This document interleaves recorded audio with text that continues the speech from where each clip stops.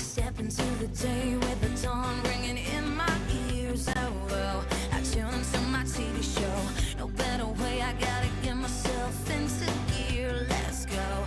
Oh, and I feel good today with my wake up in the morning espresso.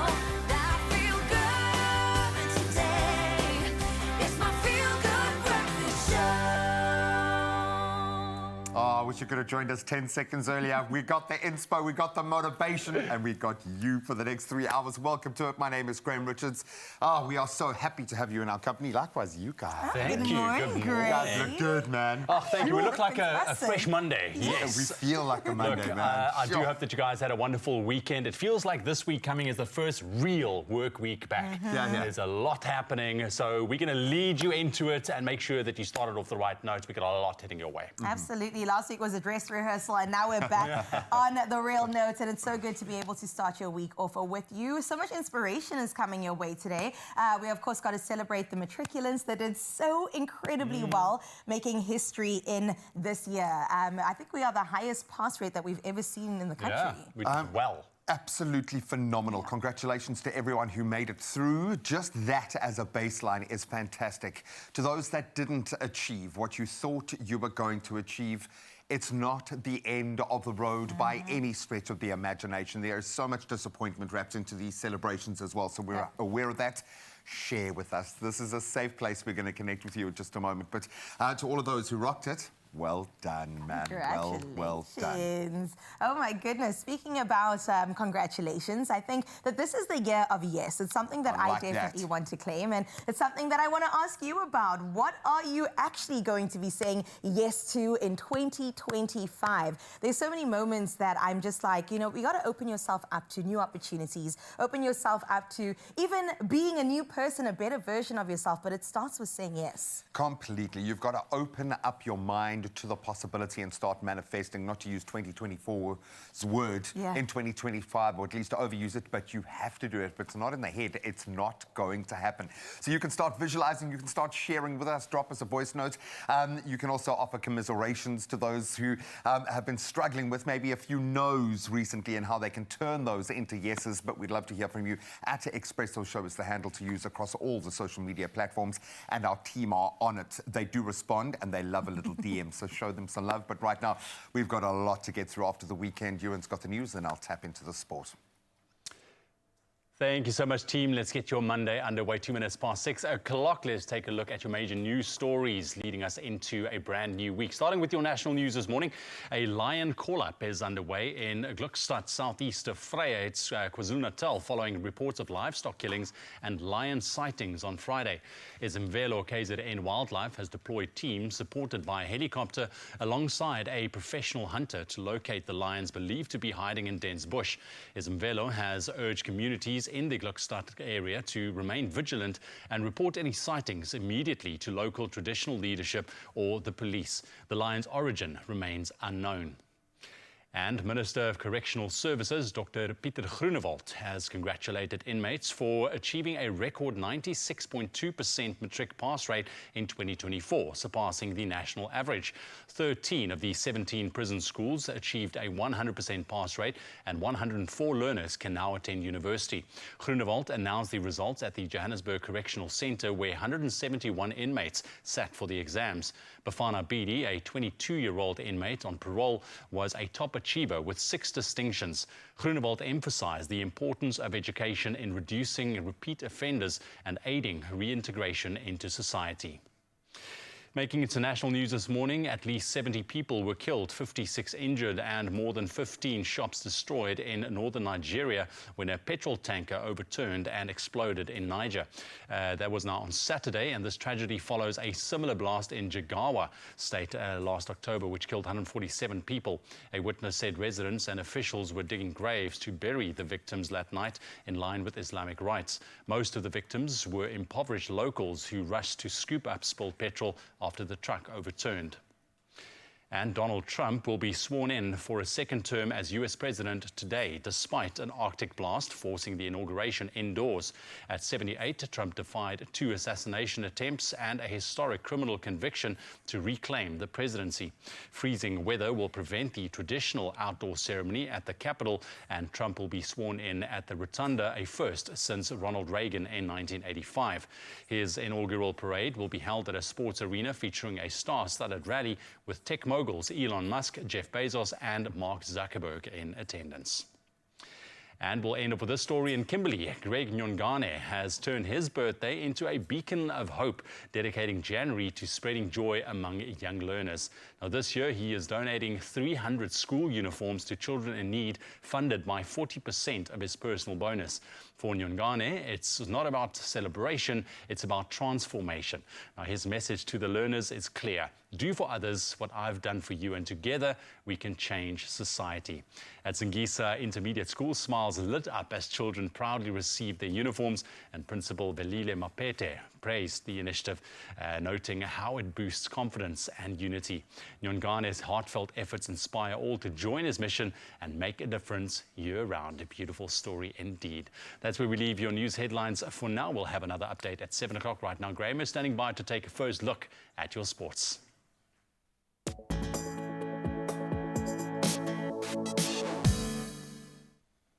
Let's kick it off with a little cricket and a stellar performance with both ball and bat, and in the field, certainly from the Sunrisers. Eastern Cape led to a dominant 6-wicket win over the Durban Super Giants at St George's Park in Gqeberha. So the Super Giants, after being reduced to 61 for 7 at one stage, managed a modest 115 for 8 after choosing to bat first. And David Bellingham's explosive 39 of 20 balls got the tone set for the chase, and despite losing 4 wickets, the Sunrisers reaching 117 for 4 in just 15.2 overs, securing a bonus point with 4 balls to spare. They get the wins when they need it. Now we turn to football, and Manchester United suffered what they would consider a very disappointing 3-1 loss to Brighton, with Ruben Amorim's struggles deepening on a day at Old Trafford as they honoured the late Dennis Law, so underpinned by a significant piece of history. And United's performance falling short, marking their 6th defeat in 11 league games under Amorim since he replaced Eric Ten Hag. So in contrast to Everton, capitalising on Tottenham's injury woes, securing a vital 3-2 win to move 4 points clear of the Premier League relegation zone. And then Man City drumming Ipswich Town 6-0 in their final game yesterday. Now we turn to rugby. Boris Palou's late try securing Racing 92, a 31-22 victory over the DHL Stormers at La Défense Arena, ending the Stormers' Champions Cup campaign. Meanwhile, the Bulls, they claimed their first Champions Cup win of the season, thrashing Stade Francais 48-7 at Loftus Versfeld. The Sharks, however, suffering a crushing 66-12 defeat at Stade Chaban Delmas, as their Champions Cup hopes were also dashed by an unstoppable Bordeaux team, something in the water up there at the moment. Now we turn to tennis, and Novak Djokovic cruised past Czech 24 seed Jiří Lehecka with a dominant 6-3, 6-4. That was 7-6 in the tiebreak win, setting up a highly anticipated quarterfinal clash with his new old foe, Carlos Alcaraz, at the Australian Open, of course. Djokovic chasing a record 25th Grand Slam and 11th Melbourne Park title. Almost feel like giving you time to take that in. He looked sharp after coming through some tough early tests. Meanwhile, Alcaraz, he advanced to the quarterfinals after Dak Draper had to retire in their last 16 match while trailing 7-5, 6-1 at the Rod Laver Arena. So great to see those two players set to meet in the year's first Grand Slam. But of course, we've got a day to greet, and let's see if the weather's going to be playing along.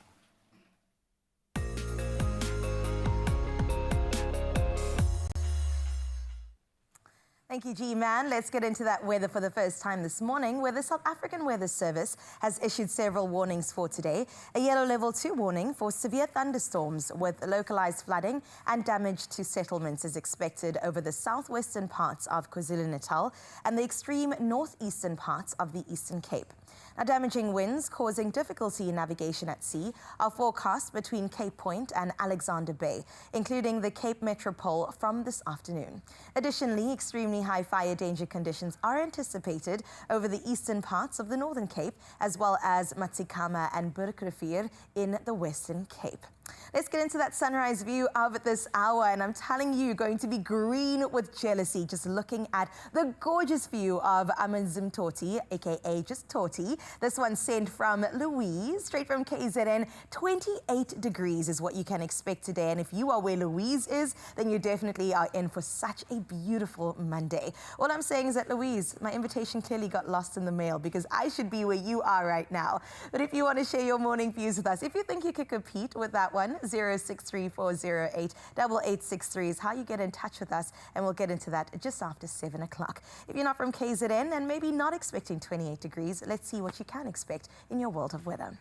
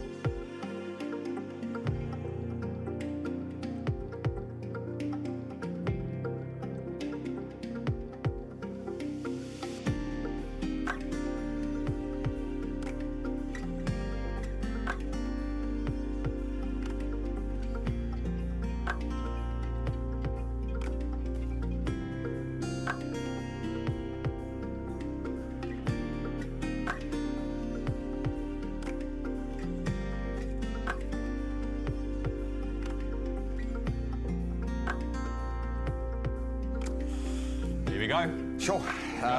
Hot in places, you know the place, Uppies, we love you guys. Rainy and others, just be careful out there. Rather stay indoors if you can for the next 3 hours. We got you covered. It feels like most of the South African teams are out of the Champions Cup, and we'll get an update from Lorenzo Daris in just a moment. Absolutely, and this past weekend was a big one in Cape Town as we hosted an international breakdancing competition. It's called Undisputed. We have the winner all the way from Italy. She's here. She took part in it and she walked away as the ultimate winner. But man, what a competition it was. We're going to bring you all those highlights and what went down, and also we're going to show you what went down, or Carissa rather. I was going to say show you because I'm the one that has to do all of this. Never breakdanced in my life, let me tell you that much. But today is the day I'm going to put my non-skills to the test. Maybe there's something within. The bar has been set very low from what you think you know about breakdancing. What we're going to know after the segment this morning, it's going to be crazy. Different story. Watch her transform into a breakdance after the break. See you now.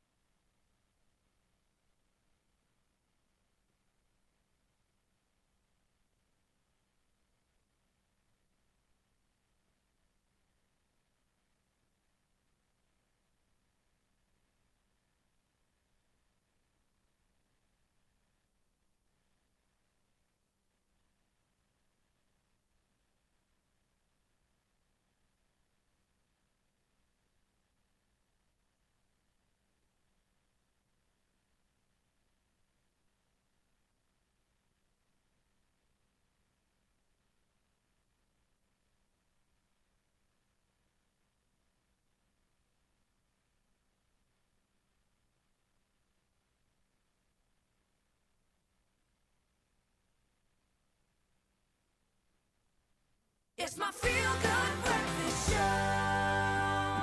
Good morning, you beauties. If you've just joined us, where have you been? We are out of the gates, and sorry to be the harbinger of bad news, but we're going to talk a little rugby and why. There are going to be a lot more South African rugby players at the Met this weekend. The Champions Cup pool phase action is done and dusted. Racing 92 defeating the Stormers 31-22 in Paris. The Bulls, they did cruise past Stade Francais 48-7 in Pretoria, but their first win. And Bordeaux, well, they absolutely hammered the Sharks 66-12. There's just no way of getting around it. As a result, none of the South African franchises have advanced to the round of 16. Lorenzo Daris. Yeah. Why, my do we friend? have to, I would expect some scathing words this morning, so don't hold back, my friend. Like my scathing emails. Yeah, man, I can understand it, because this is... We can't see a competition that is international, that has this much money involved, that gives our franchises the opportunity to plug into these international pools. Yeah. And it feels like we maybe didn't take it seriously. Let's start with the Stormers match there. Let's just look at the Stormers lineup. Did Dabo take it serious? People are crying at the moment. People are shouting. I went onto socials last night and people are like, should he be the guy to stay on? He is the director of rugby. Should he concentrate? I don't know. That's not for me to decide, right? What went wrong with the team yesterday? You say that maybe the wrong personnel in some of the wrong positions. Yeah. But they had momentum. They had opportunity. It wasn't like the team was being outplayed in that second half, especially. You felt like they could have done it. No, they could have done it. And if you looked at the team on paper, you could have, been like, okay, why did we send an under-strength team? I felt like Dabo and Jake White, same WhatsApp group. We've seen it all over again. It's the same narrative. We just don't take this competition serious enough. Is it our depth? I don't want to come in week in, week out and say it's a depth problem.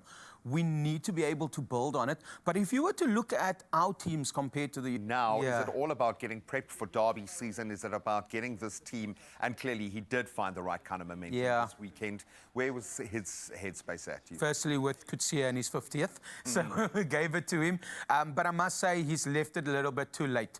Where was this team, all season that played so well? Sure. A bit disappointing with the amount of fans that came through to Loftus, only just over 10,000, shy of 11,000. We need more support. Again, They've been under firing the entire season, and obviously this weekend was just compounded. What went wrong? Look, if you were to look at the Sharks team on paper compared to that of Toulouse, they should be taking them on. We saw what happened the last time as well. They're a team full of internationals. But then once your internationals are off... Super nice to them. And we know how much these matches, every match means to the players. So don't think for a second that we are taking anything away from how hard these guys go out there every weekend, but not a great sign to not have one South African team through to the knockouts in the Champions Cup. Oh, it's a winning Monday indeed. I absolutely love to see it. Well. I do have a question, though. Will this Monday be your big payday? I gotta ask you, I know it's a lot of pressure, but not as much pressure, because if you play Daily Lotto for an estimated 480,000 Rand jackpot, that's how you find out. What are you waiting for? Buy your tickets now. You can go in store on the nationallottery.co.za website. There's the mobile app, cell phone banking, or you could simply just dial *120 *7529#, and that is for USSD. Yeah, great opportunity to get some quick cash into your pocket, especially on a Monday. Yes, come on, man. Turning any Monday blues around. For sure. So what we'll do is we'll share all of those details on our Expresso social media pages so you can go check them out. Remember to push up, play Daily Lotto for an estimated 480,000 Rand jackpot today for your chance to win big. Go out there, play now. We mentioned world-beating breakdancing opportunities. Alessandra is here. Congratulations. A world champion in our midst. And, of course, we can't waste the opportunity to give you the plug-in. I know we're going to get a bit of a demo and get into your incredible journey. And, of course, there is an opportunity for you breakdancers here in Cape Town to make a name for yourself. An incredible opportunity. And then, of course, we've got some of the top-achieving matriculants from Pinelands here to talk about how they did it. There they are. Look at those faces. Some massive achievements all round. Stick around. We'll see you after the break. Only you can make my day.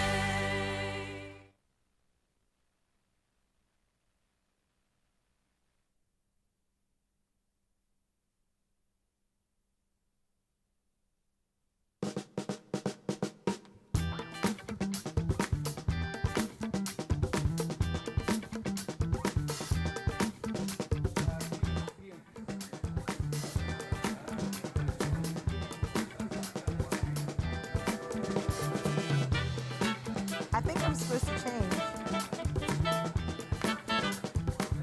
So, Lush, if it's a demo, I'm not changing. Oh.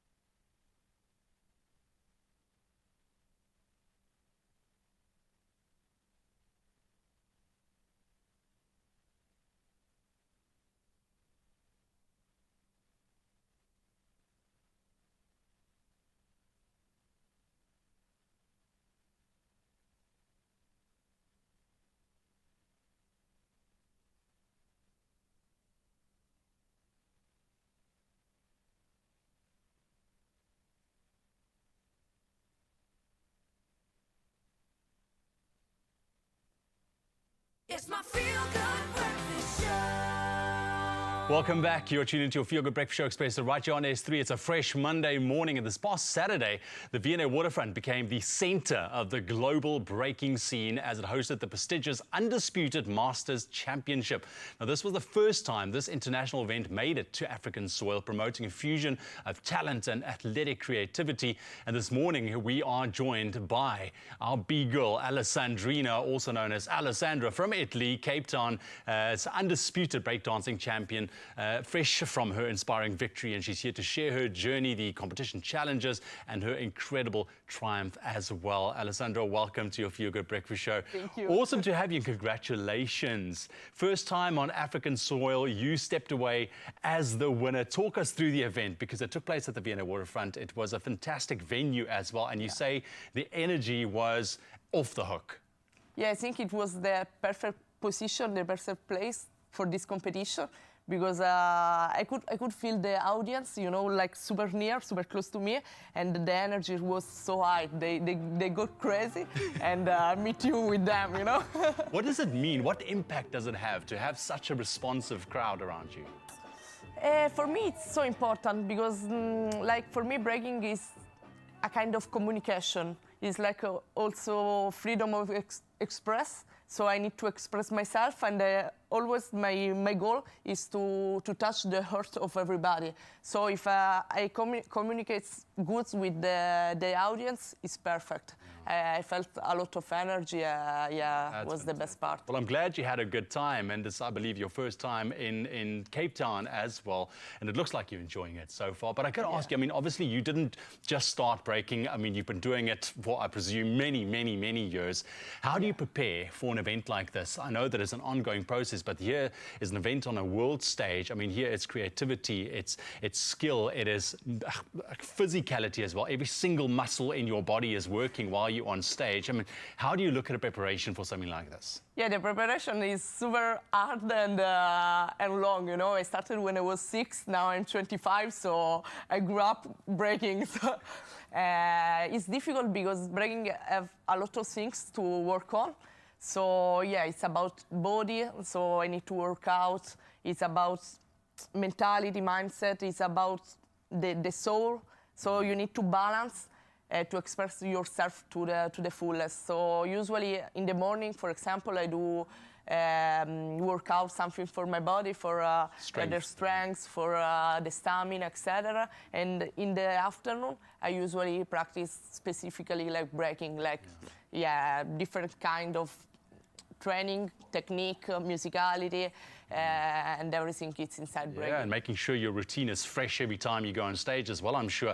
But I got to ask you, I mean, if you take a look at the breaking community and how it's growing worldwide, not only here in South Africa, because I do feel in South Africa there's a big growth, and you experienced a little bit of it because you told me that you also went to the townships and you saw some incredible talent there. Yeah, I went to township like 3 days ago, and we shared a lot with the local community, and it was a crazy experience. They are so strong, and they also gave me a lot of energy because everybody smiled there, and everybody have good energy, like kids, everybody, like b-boys, b-girls, stand-up dancer. So it was a big party, and I was so excited to be there. And did you take a bit of extra moves or new moves or what that you can incorporate into your own talent?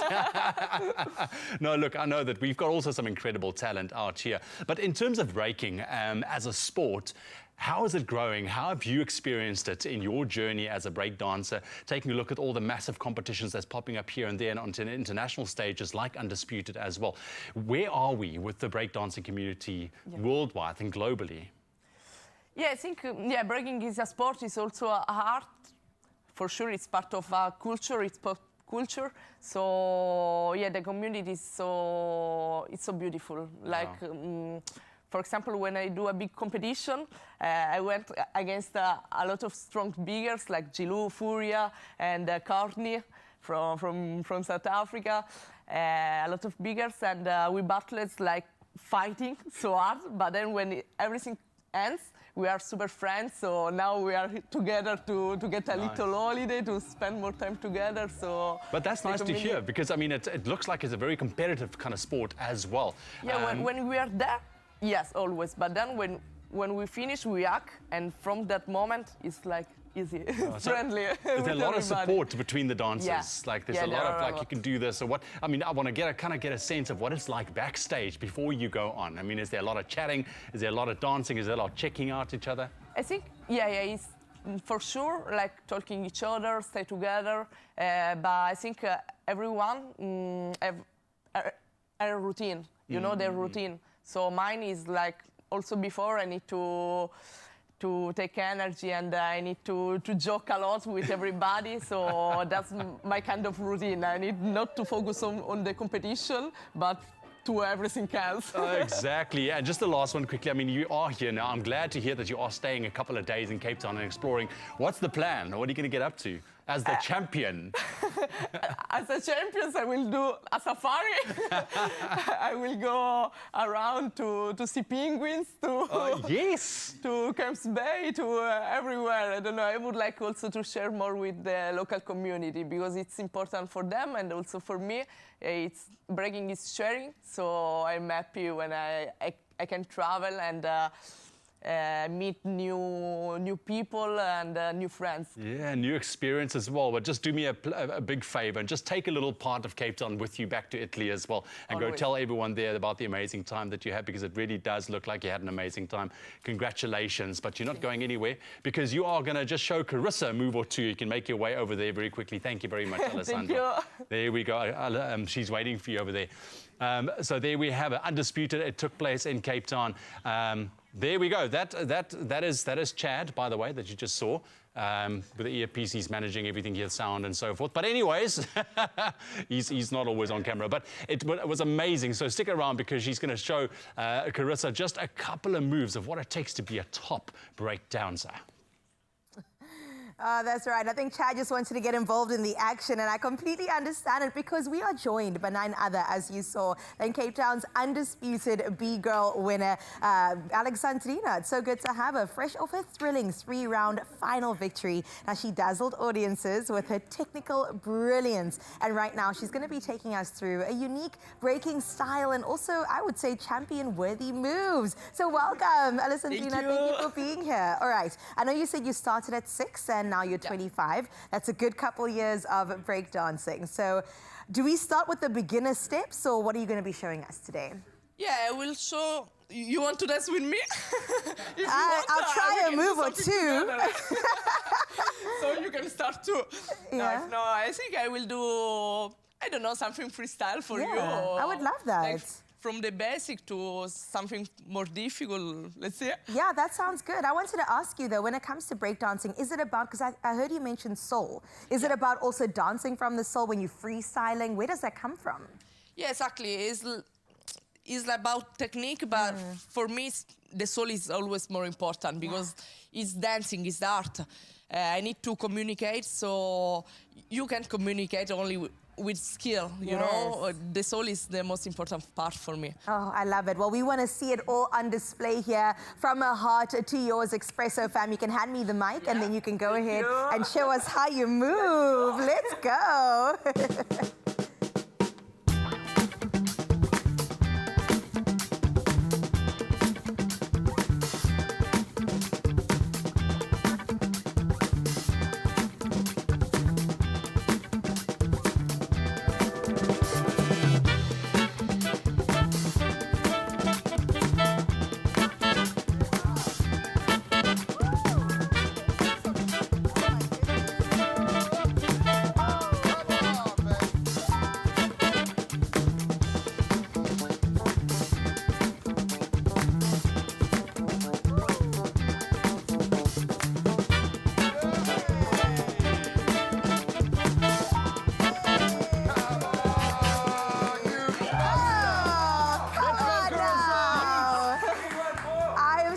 I'm going to give this back to you that they did not make me do that because I would have tried, but I would have broken something. It's okay, it's okay. Oh, man, I absolutely love that. So how was the energy? You know, how did Cape Town receive you when you stepped on the stage? Yeah, the energy was right. Yeah? Sorry, No. I'm dying. I'm so sorry for putting you on the spot here. I always prefer to talk before that. Okay, let's see if the energy was so high. Was it good? So also mine was so good because when the audience is like this, I dance always better. Oh, okay, well, we're going to give you more energy right now. Do you have a little something more that you can show us, Alexandrina? Yeah, always. Always, always. All right, Expresso fam, I hope you're ready. Round 2 is coming your way.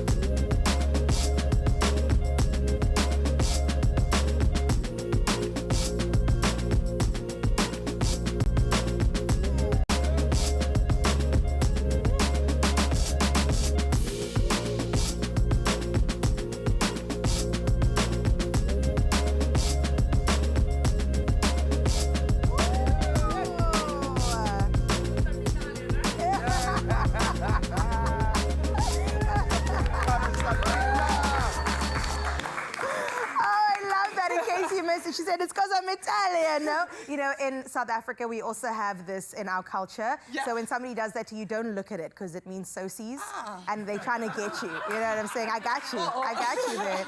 So we got something similar going. But thank you so much. That was absolutely fantastic. Alexandrina, are you sticking around in Cape Town for a little bit? Yeah, for 3 more days. Yes, you have to explore everything the city has to offer. Wait for that. Yes, and speaking about having to offer, we still have so much coming your way on your Feel Good show. Graham, what's coming up? I'll tell you, the whole nation is busy looking up right now. You can't guess what I'm doing under the table. Absolutely love that. Alessandra, we love you, girl. Thank you so much for bringing your energy into our studio. We're going to give you guys at home a little bit of energy and take this to that. We're going to make some beautiful overnight oats. Absolutely exquisite way to start the day. Beautiful flavors and jam-packed. It's a superfood. And then from superfoods to super brains, we've got Ryan and another matriculant joining him this morning who is phenomenal. I think his name's Christopher. Incredible. Matthew is his name. And 2 young men who have done unbelievably well with their matric results. 95% across the board or higher. And we're going to plug into their secret to success, what it's taken to get them to this point and where they're going from here. I cannot wait for that discussion.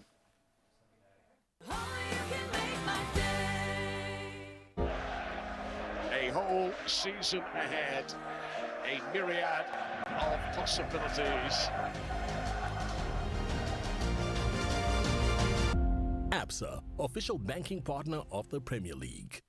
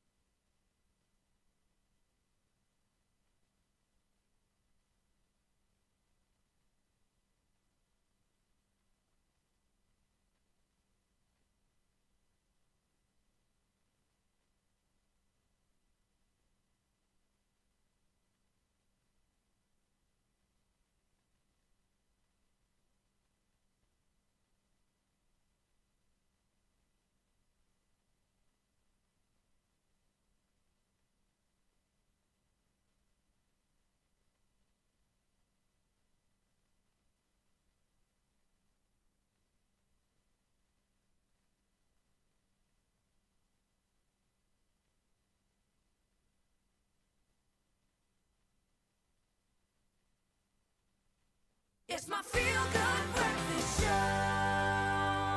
Welcome back. We are still celebrating the class of 2024 who just did exceptionally well this year and delivered the highest pass rate ever for the Western Cape. Now, they excelled with a matric pass rate of 86.6%, which is a 5.1% point increase from last year's pass rate and the Western Cape's highest national senior certificate pass rate ever. So much needs to be celebrated this morning, and we're going to be chatting to two top achievers from Pinelands High School. We have Rayan Ibrahim in the building, as well as Matthew Christopher Wise. Gents, welcome. Let's in fact give you a feel-good welcome.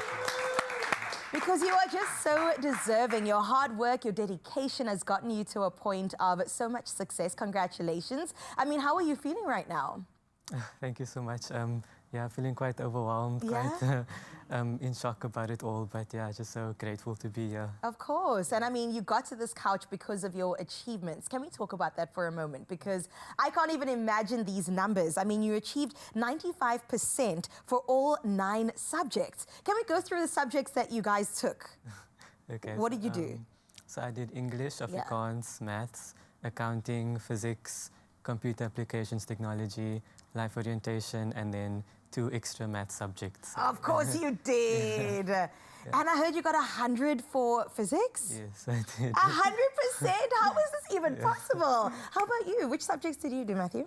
I did maths, English, Afrikaans, life orientation, physics, accounting, and EGD, as well as further studies maths and extended. Incredible. And you also got 100% for maths, if I'm not mistaken. Yes, that is correct. And then for accounting, you got? 99%. 99%. Guys, how is this possible? Congratulations. I mean, I can't even express that enough, how proud I am of you. I feel like you're proud auntie over here. But I do want to find out, in terms of the preparation leading up to these final exams, what did that look like for you? Rayan, maybe we could start with you.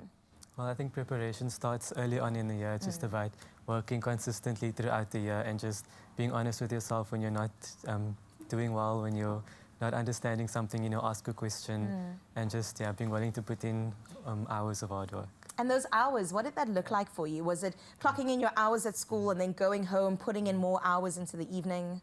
Yeah, well, I had to follow some type of structure, you know, I had to incorporate some balance into it. You know, it's important to have exercise and family time as well.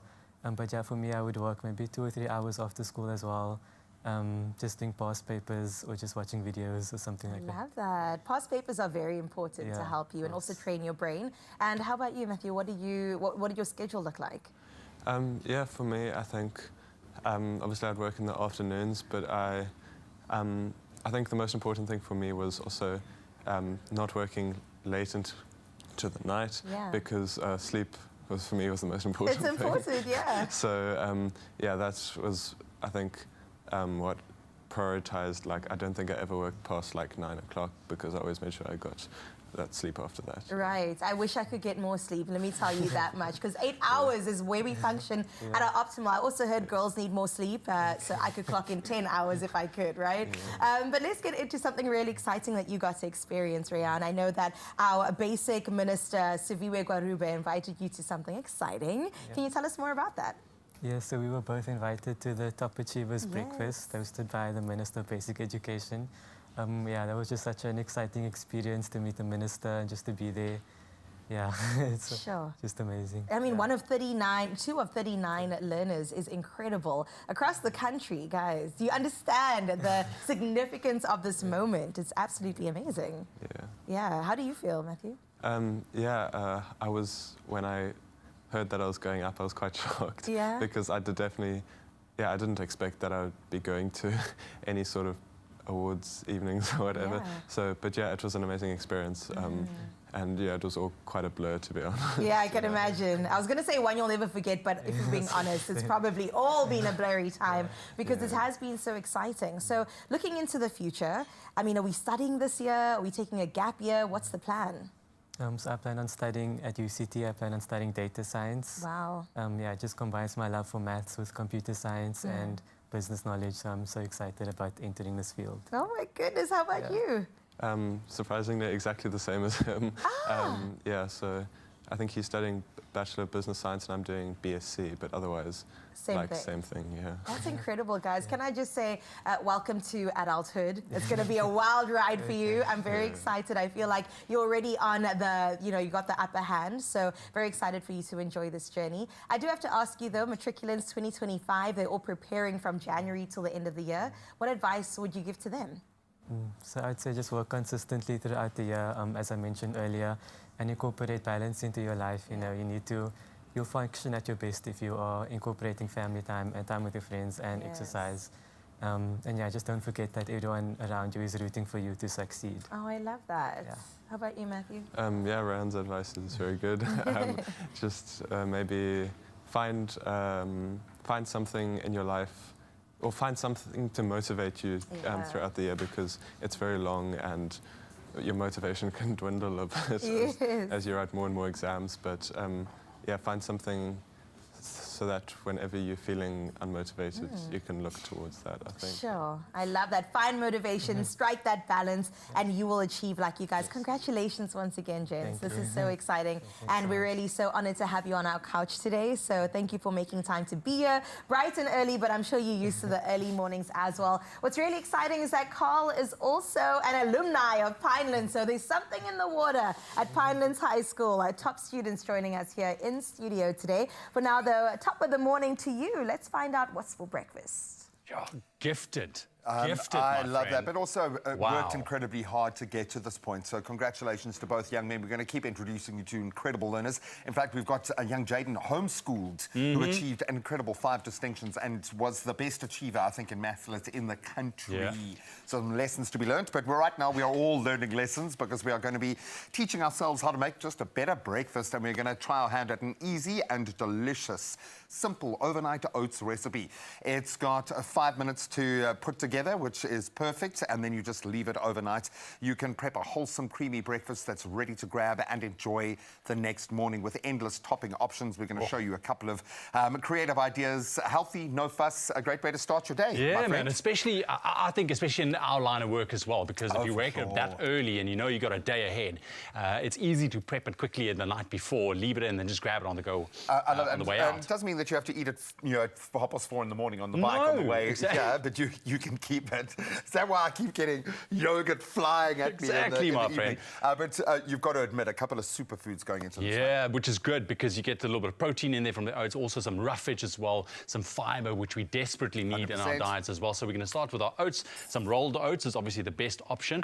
I don't see it here, but what I would do whenever I make oats is just a little pinch of salt. Okay. It just helps with the overall flavor of the oats. It's a flavor activator. Yeah. I get that. Chia seeds, linseeds. Linseeds, absolutely love that. The chia seed kind of is always on the superfood list. It's like a mystical food that we don't really fully understand the benefit of. But just once you've allowed it to hydrate and refill, absolutely amazing. It almost becomes gelatinous in a way. Completely. All right, some vanilla essence goes in there. You can also use, of course, your actual vanilla, the paste, some honey.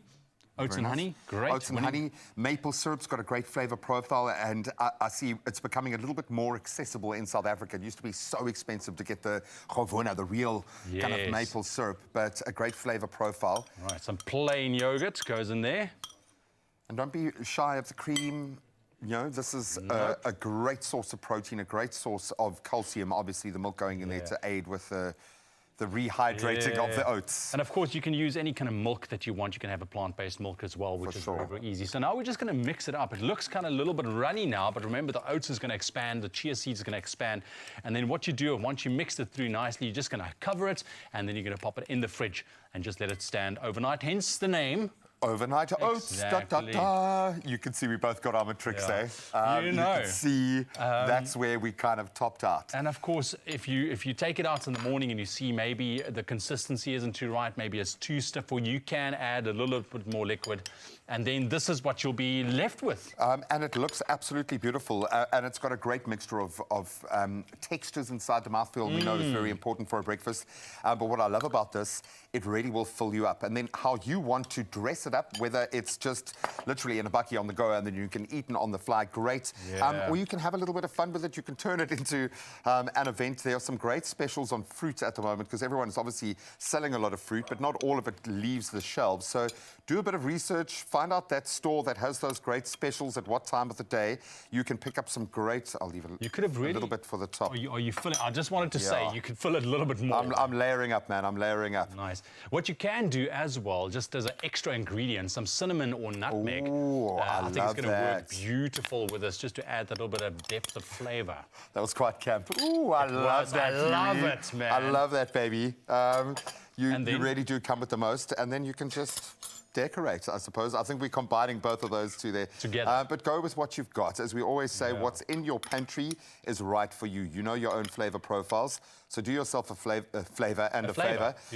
When you are combining flavours, make sure you're giving yourself and your kids something you enjoy when you are trying to eat more healthy. Otherwise, it's going to become very difficult to stick to it. But and this is great. See how easy it is to make and how quick it is to make as well. So give this a go, because I think if you eat a breakfast like this, you are going to be fuller for longer, which is nice. It's going to stop you from unhealthy snacking throughout, especially that mid-morning period, because it will just, that fibre takes longer. Is this for me? Yeah, it's a healthy snack. Perfect. ExpressoShow.com is where you can find the entire full recipe. Go check it out, go try it out, and if you do and you love it, let us know and say thanks.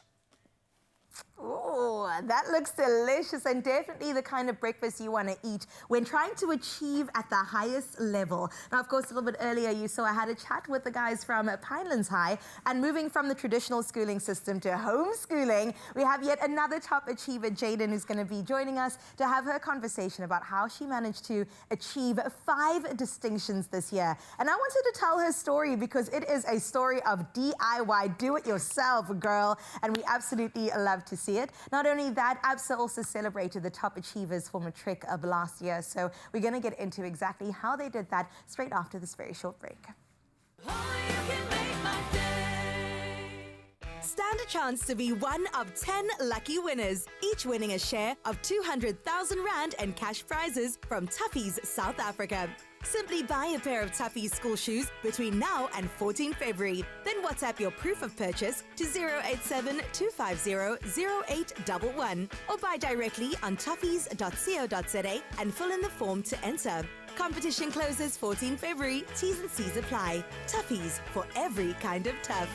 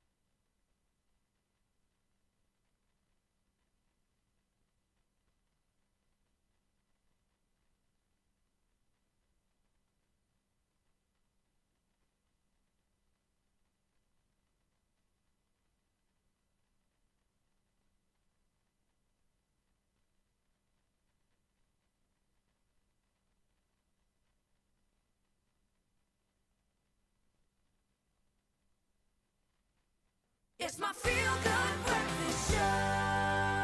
Welcome back. This is your Feel Good Breakfast Show right here on S3. And this morning we are celebrating our matrics who've done exceptionally well. And this morning, joining us in studio, an incredible young achiever, Jaden Swart, a bright and bubbly star who earned an impressive 5 distinctions and an outstanding average of 81% in her grade 12 results. What's extra special about her is that she has been homeschooled, yes, for the past 2 years, and she truly knocked it out of the park. And we are thrilled to have her here on the couch with us this morning. Welcome, Jaden. Lovely to have you.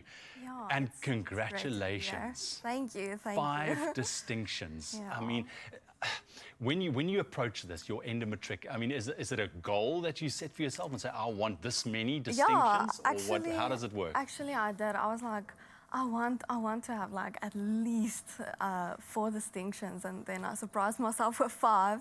So, yeah. No, look, it's an incredible achievement, but I know that it takes unbelievably hard work, and especially because, I mean, you were in the conventional schooling system, and then you switched over to homeschooling for the last 2 years. How was that switch? I mean, how did you find it? It was actually very hard, I'm not going to lie. Definitely the social aspect. It was very challenging because I had to family time, I had to cut short. It was weekends, long hours, early mornings. Yeah, it was really hard work, but it paid off in the end, so I'm very happy. And tell me, what role did your parents play in you being homeschooled, or did they crack the whip at all? No. Or were you pretty much self-efficient? Yes, I was very self-efficient, but yeah, they were my support system, always made sure I didn't overlearn. Which is also important. Yeah, and they always brought me coffee to make sure I'm ready for the day, so yeah. So what does it look like preparing for matric exams from a homeschooling perspective? I mean, if you could take us through your process, because clearly you had to have some sort of a structure at home to achieve that. So it was, I woke up early in the mornings, like 6, and then I just got ready. And then, yeah, I started school, but yeah, it never ended at 2 o'clock. I was always busy until 9, sometimes 10 in the evenings. So yeah, it was really long hours. I did my schoolwork, and then I would revise everything, and I would summarize everything, and yeah, and then I would go through everything, and 2 weeks before an exam, I would start learning. So, yeah. Yeah, at least giving yourself that little bit of a buffer as well. No, that's phenomenal. Just a quick question. I mean, I know we spoke about it briefly off air, but the decision to go homeschooling, why was there that switch over for you? I decided to switch over because we moved from through 3 different provinces. Yeah, it was first Free State, and then we moved to Gauteng, and then Western Cape. So yeah, I told my parents I don't think it would be wise to switch over through all of those schools, because it would be very yeah, it's unsettling, because I think there's a lot of change and new environments all the time, and I'm glad your parents supported your decision as well. I got to ask you quickly, just I rubbed my eyes 3 times already trying to look at this. 99% for maths literacy. Yes. Is this something that you're just naturally good at? Actually, I was pretty good at mathematics my whole life, and yeah, I switched over to math literacy in grade 11 because I homeschooled, because I didn't get enough support with the mathematics. So then I told my parents maybe it would be best for me to switch over to math literacy, because then I know my marks would stay good, and I wouldn't be mad at myself for not doing good. Yeah, exactly. Yeah, because I'm very hard on myself also, so yeah. Yeah, which is good. I mean, you got to be like that if you're going to step into a situation like homeschooling as well. But I'm sure the social aspect must have been very, very difficult to adapt. Yeah, it was really difficult, because sometimes my parents would go to people over the weekends, or they would get people to come over to us, and then I would be like, okay, hi, excuse me, I need to go learn. Yeah, so it was really rough, and yeah, I kind of punished myself because I didn't go out that much. I rather stayed at home and learned, but I pick the fruits at the end. So yeah, I'm really glad. Yeah, there's a pro and con to all of these. You know, I mean, I'm sure because the friends fell away a little bit because I mean, from being in a school, having that social circles, all of a sudden to being just on your own, it must have been very, very challenging. But I got to ask you now there's opportunity to go out and meet new people because you are starting, I think, a new chapter in your life. What is next? What's the plan for you now? I'm going to go study to be a teacher, B.Ed senior phase, and then that would be a 4-year course, obviously, and then I would do they call it an AED, an Advanced Education Diploma, which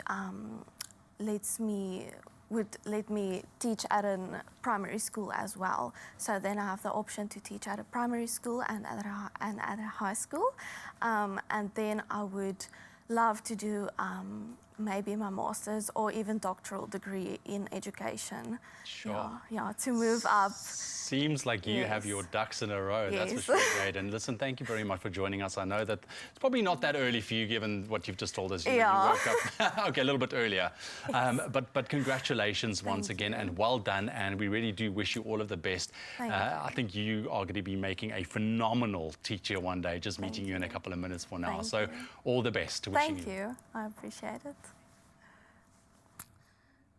We're just so proud of Jaden and also the Gens from Pinelands High for achieving such incredible stuff. And that brings us to just a moment before we hit 7 o'clock. So let's get into your news, shall we? We start out with your national news first, where Cape Town has been ranked among the top 10 cities globally for the worst traffic congestion. This is according to the 2024 INRIX Global Traffic Scorecard.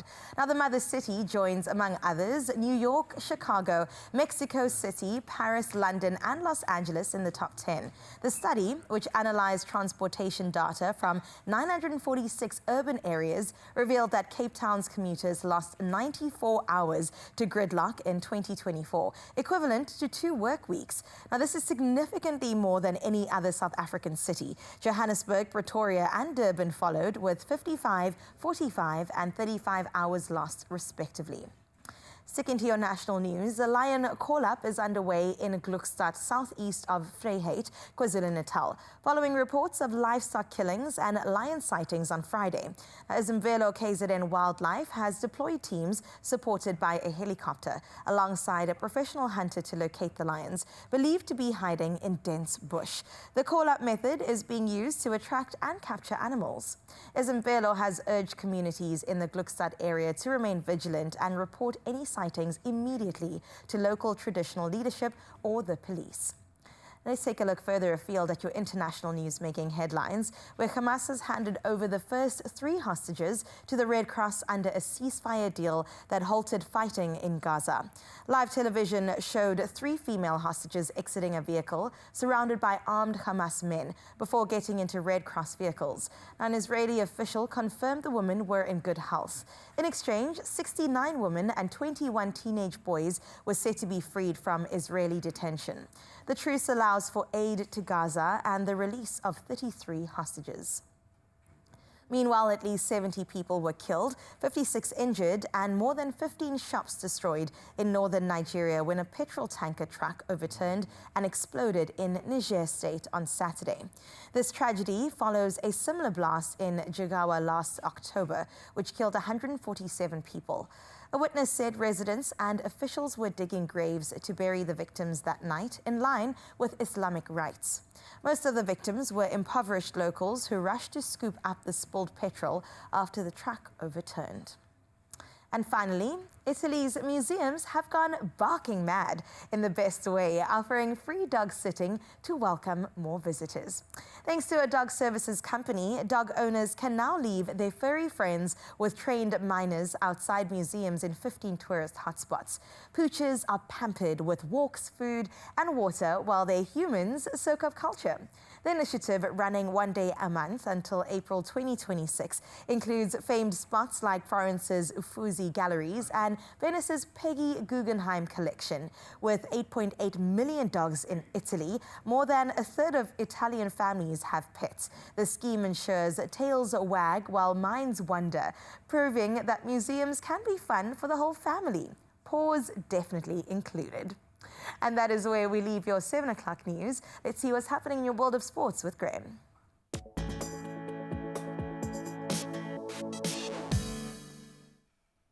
Cometh the hour, cometh the man and the team. A stellar performance with both ball and definitely in the field from the Sunrisers. Eastern Cape led to a dominant 6-wicket win over the Durban Super Giants at St George's Park in Gqeberha. And of course, the Super Giants, after being reduced to just 61 for 7 at one point, did manage a modest 115 for 8. That was after they chose to put themselves into bat. But David Bedingham, who seems to be grabbing every opportunity, his explosive 39 of just 20 balls set the tone for the chase. And despite losing 4 wickets, the Sunrisers reached 117 in just 15.2 overs, securing a bonus point, 4 balls with 4 balls to spare, and they're going to need that at this stage of the competition. Then, of course, we turn to the English Premier League, and the woes continued to mount for Manchester United. They suffered a disappointing 3-1 loss to Brighton, with Ruben Amorim's struggles deepening on a day at Old Trafford when they were honouring the late Dennis Law. Now, United's performance falling short, marking now their 6th defeat in 11 league games under Amorim since he replaced Eric Ten Hag. Then in contrast to Everton, they capitalised on Tottenham's injury woes at the moment, securing a vital 3-2 win to move 4 points clear of the Premier League relegation zone. Not a great weekend in rugby. Boris Palou's late try securing Racing 92 a 31-22 victory over the DHL Stormers at La Defence Arena, thus ending the Stormers' Champions Cup campaign. Meanwhile, the Bulls, they left it quite late, so they claimed their first Champions Cup win of the season, thrashing Stade Francais 48-7 at Loftus Versfeld. And the Sharks, however, they suffered a crushing 66-12 defeat at Stade Chaban Delmas, as their Champions Cup hopes were also dashed by an unstoppable Bordeaux team. Really did click on the night. Now we turn to tennis, and already the year's first Grand Slam is serving up. Novak Djokovic, he cruised past Czech 24th seed Jiří Lehecka with a dominant 6-3, 6-4 win, setting up a highly anticipated quarterfinal clash with Carlos Alcaraz at the Australian Open, obviously. So Djokovic chasing a record 25th Grand Slam and 11th Melbourne Park title. Incredible. Looked sharp after overcoming some tough early tests. Meanwhile, Alcaraz, he also looks good, advancing to the quarters after Jack Draper retired in their last 16 match while trailing 7-5, 6-1 at the Rod Laver Arena. Great to see those two on course to meet once again and set the tone for tennis for 2025. But that's where we leave our sports. Let's get into the traffic.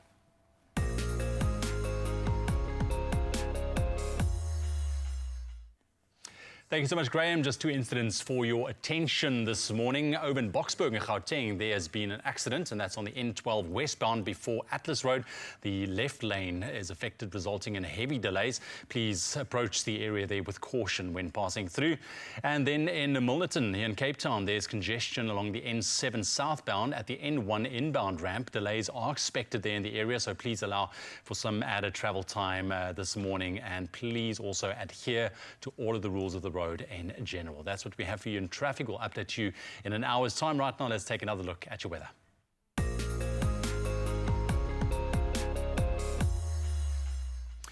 First and foremost, on weather news, the South African Weather Service has issued several warnings for today. A yellow level 2 warning for severe thunderstorms with localized flooding and damage to settlements. It is expected over the southwestern parts of KwaZulu-Natal and the extreme northeastern parts of the Eastern Cape. Then damaging winds causing difficulty in navigation at sea are forecast between Cape Point and Alexander Bay, including the Cape Metropole from this afternoon. Additionally, extremely high fire danger conditions are anticipated over the eastern parts of the Northern Cape, as well as Matikama and Berg River in the Western Cape. That's your weather news. Right now, time for your sunrise view of the hour, and it's a beautiful one this morning, sent in by Anthea from Zeku Flay, who can expect their 24 degrees Celsius maximum. I mean, just look at that golden sunrise. That looks stunning. Anthea, good morning and a blessed week for you. Thank you very much for taking the time, snapping that picture and sending it to us. That just makes our morning. Thank you very, very much. And for the rest of you, please continue sharing your morning views with us. Wherever you are, you can send those pictures to our WhatsApp line 0634088863. Here's your temperatures.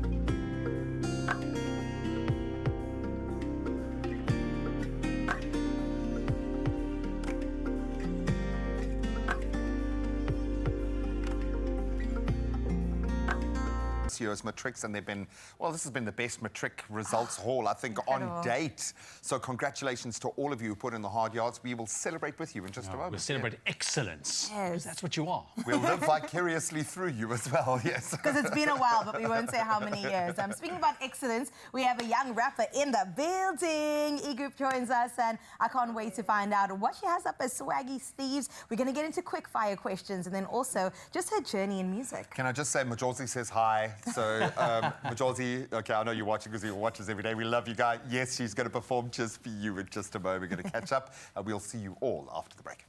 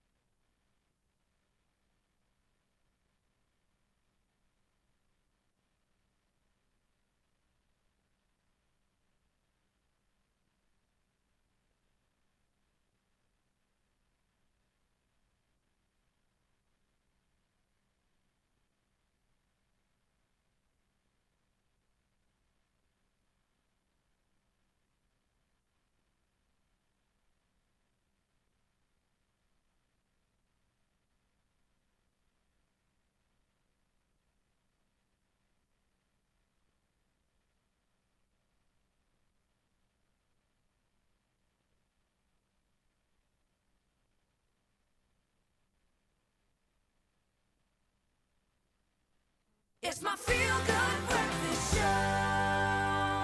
Yes, you are still on your Feel Good Breakfast Show. It is Expresso on S3. Thank you for being here on your Monday morning. And you came at a good time because we're getting into entertainment. EGov is in studio, a multifaceted artist and fashion designer from the mother city with a musical journey that began at the age of 12 years old. Now, her unique voice blends rich cultural heritage, but also with a bit of a modern flair. So let's take a sneak peek at her talent.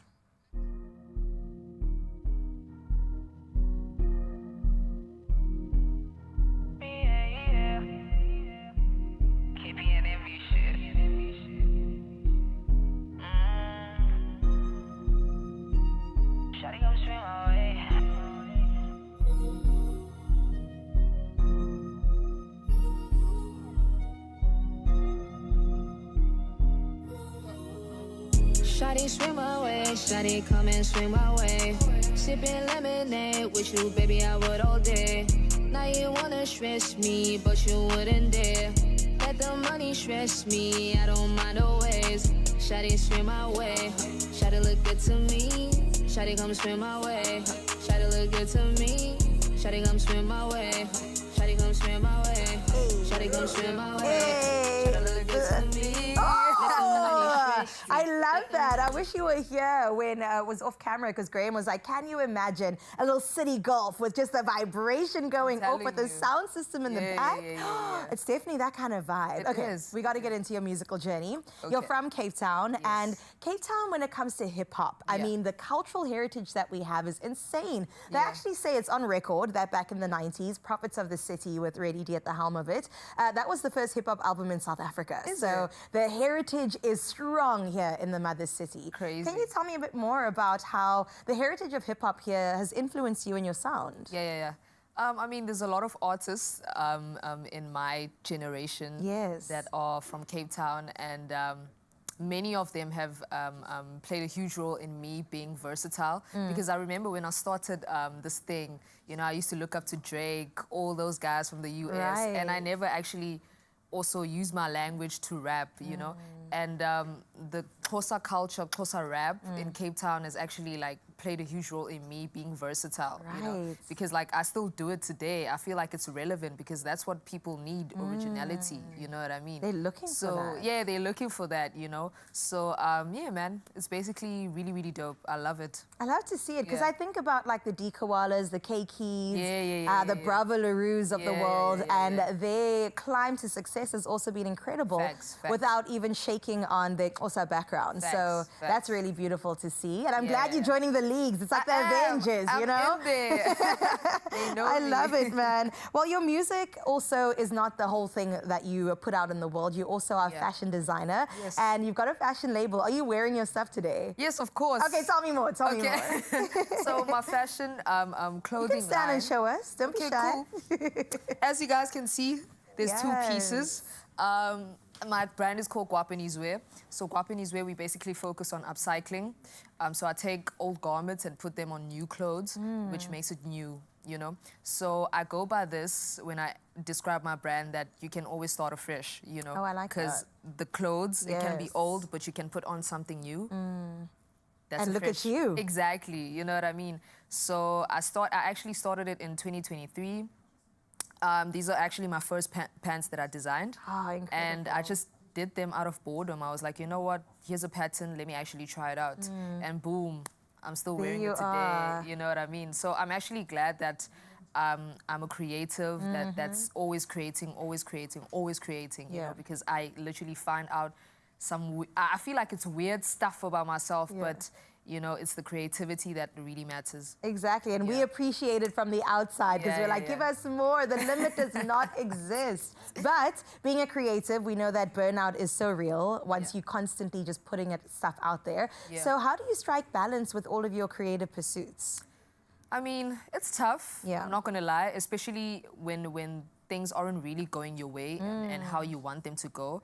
But there's always someone out there that's going through the worst than you. That's what I tell myself always, you know. So I really try my best to balance, you know, because fashion and music, it's literally best friends, you know. It's aligned, you know, and that's what makes things easier for me, you know. So it's not really a train smash, but it's actually hard, you know. So yeah, man, that's how I balance. I love it. And creator's block, I mean, when the motivation's not hitting, how do you even overcome that?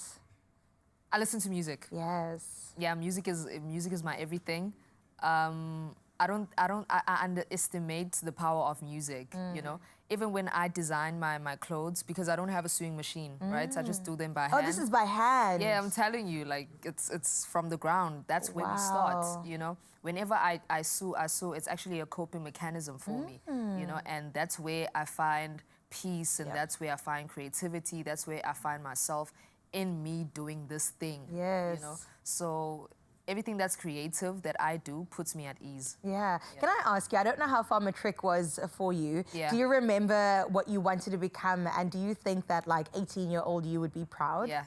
The 18-year-old me would be so proud. Yeah. I've always wanted to be a musician, to be honest. I've never saw the fashion thing come by, actually, but I just wanted to focus on the music and be this thing and be, you know, who I am. You know, when I was younger, I wanted to be a lawyer. Oh, I actually still do have that dream, but I love this. You know, there's a lot of things, like I'm more focused on the creative side of things, and I think that's going to work out for me. Oh, well, let me tell you, this is the year of yes, okay? We're opening ourselves up to opportunities. So what are you saying yes to this year? This year, I'm saying yes to music, more music, because there's a lot of music that's just lying around at home, you know, and it's music that I listen to. I'm getting bored of it. I feel like the world needs to hear about it. You know? I'm sure every artist relates, because it's tiring, you know. More fashion. Back at home, I have a lot of designs that I'm actually coming up with, and a lot of self-improvement and growth, you know.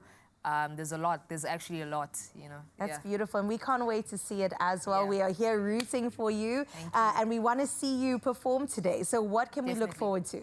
Today, I'm performing Flashbacks Interlude. It's unreleased. I'm dropping it next month. Oh my gosh, an exclusive.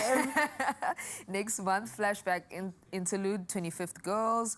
You and I, and Swing My Way. Oh, I love this. Well, thank you so much for treating us this morning. Thank We're you. so looking forward to it. And Mzansi, let me tell you, so much goodness is still to come your way. And I have a feeling that the gents in studio have more for you. Well, this country has more for you. The grade 12s have just outdone themselves and everyone else from the past. The class of 2024 truly did rocket, achieving a record-breaking pass rate for matrics in South Africa, and we are here to celebrate. In fact, to celebrate their outstanding performance, ABSA hosted a Top Achievers Awards ceremony. Absolutely, and this is where they wanted, or rather awarded, the top 35 achievers with over 1.3 million rand. That's how you do it. With each learner roughly receiving around 35,000 rand, which is massive for themselves, kickstarting their tertiary journey because #YourStoryMatters. Let's take a look.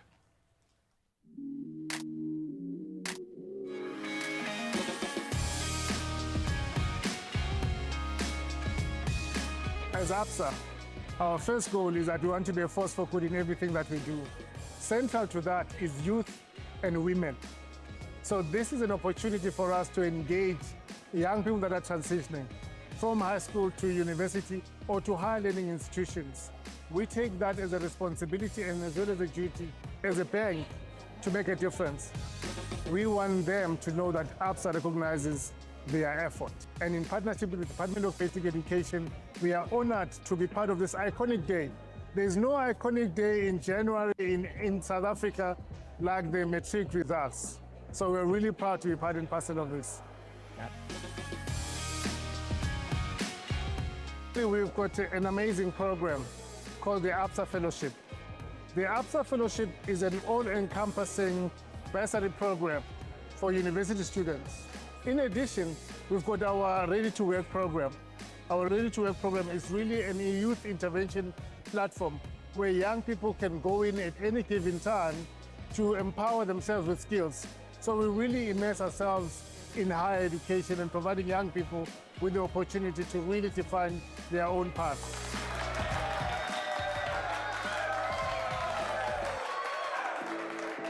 I think education, as Nelson Mandela said, is the most powerful weapon you can use to change the world. So we need to treat it as such and give it its due importance, because really our education can take us places.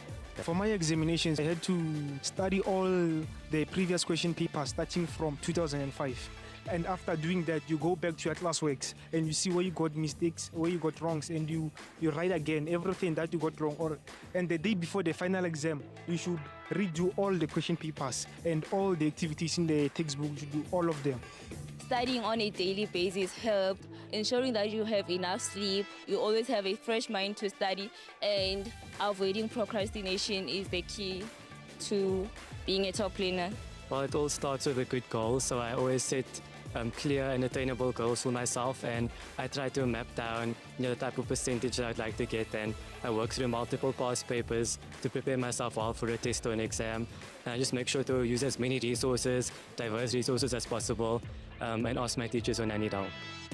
The opportunity we have given to the matriculants, top achievers of 2024, is what we call a startup capital. And through the funding that we are offering in the region of 35,000 per young person, we are saying, go set yourself up as you are embarking on this journey. This is a fee-free account that we're opening for them, increasing their financial literacy, but more importantly, building a relationship that says, this is a huge transition for you.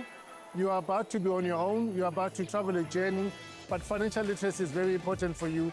Your relationship with the bank is going to be very critical going forward, and we want to introduce that to you via ABSA. I'd say thank you to ABSA. They've been really supportive and patient with us, and I'll also like to thank them for sponsoring our event. It's really good to see a business, a bank giving back to the community and making sure that their people do not suffer. The message to the youth of South Africa is, first and foremost, you are exactly that, the future of this country, but you must prepare to lead us. And education is the first opportunity you have to prepare for that. The second one, it is the opportunity that the workplace will provide for you, or the opportunity that you will take for yourself when you choose to be self-employed. Congratulations on all your achievements to date. There's still a lot more to do in order for you to lead us as a people, as a country, and also to change your own circumstances as a young person. All the best to you. Oh, ladies and gentlemen, please be upstanding. Dude, what an event. And I don't think we can say it enough, but congratulations to each and every matric that wrote last year and that threw, because we did so well. And I think a ceremony like this is just fitting to celebrate their And not just for the learners, for the structures around those learners, to the teachers, the educators, those that sit within the sporting spaces within schools. I think they understand it's an ecosystem that needs to support the child so that they can be free to achieve these results. But when you consider what so many learners have to deal with to still achieve this level of excellence, clearly you are proving your story matters. So thank you and well done.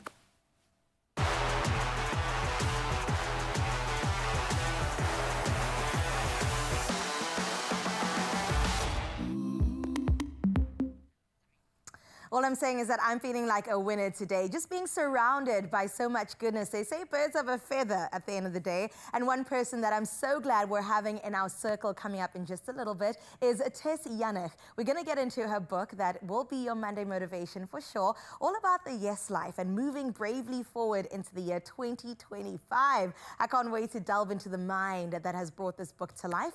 And not only that, yes, she's still in the building. We've got EGUP, and she's going to perform for us in just a little bit. We got a taste of it during the sound check, and let me tell you, you are in for such a good time in just a bit.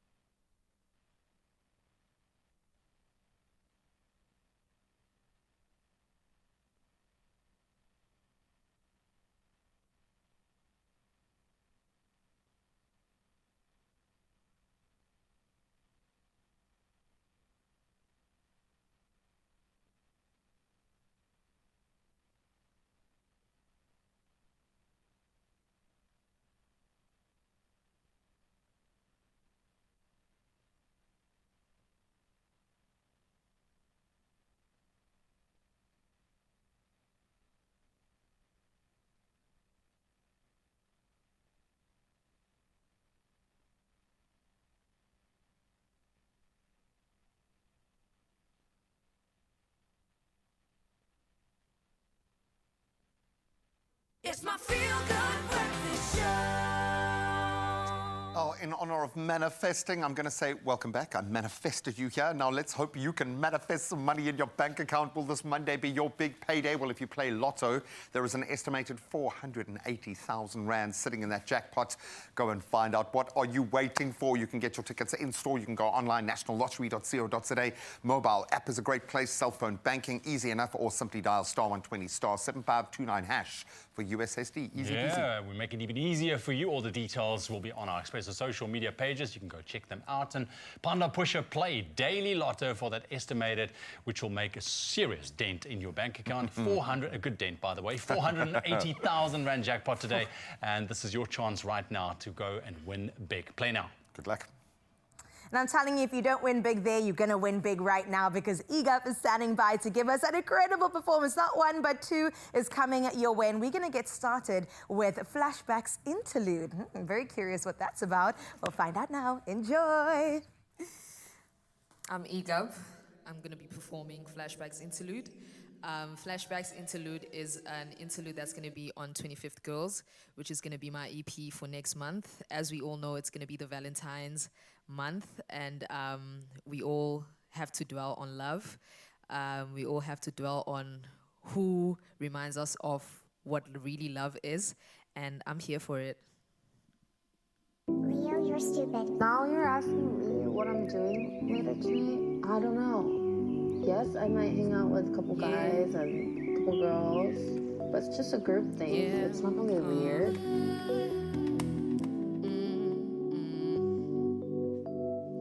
Oh, yeah.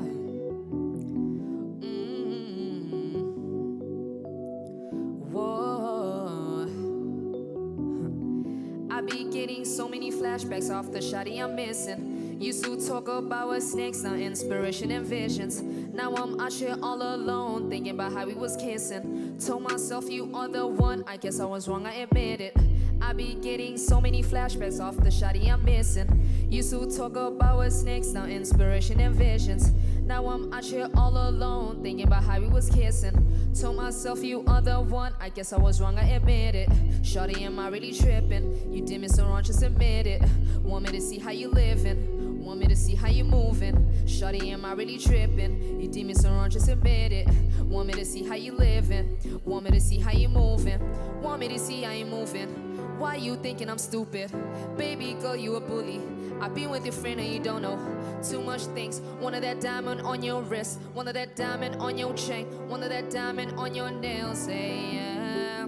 On your chain, on your nails, on your wrist, on your chain, on your wrist, on your nails, on your chain. I be getting so many flashbacks off the shawty I'm missing. Used to talk about what's next, now inspiration and visions. Now I'm out here all alone, thinking about how we was kissing. Told myself you are the one, I guess I was wrong, I admit it. I be getting so many flashbacks off the shawty I'm missing. Used to talk about what's next, now inspiration and visions. Now I'm out here all alone, thinking about how we was kissing. Told myself you are the one, I guess I was wrong, I admit it. Shawty, am I really tripping? You did me so wrong, just admit it. Want me to see how you living? Want me to see how you moving? Shawty, am I really tripping? You did me so wrong, just admit it. Want me to see how you living? Want me to see how you moving? Yeah. Want me to see how you moving? Want me to see how you moving? Yeah. Want me to see how you moving? Want me to see how you moving? Yeah. Okay, let's go. Okay, let's go. Let's go. Flashbacks interlude. Flashbacks interlude. Flashbacks interlude. 1, 2, 3, huh?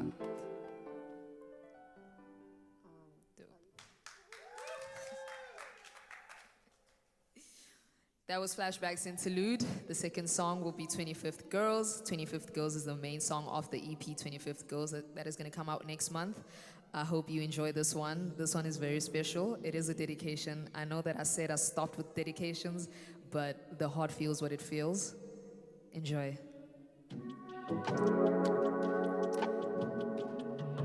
Yeah.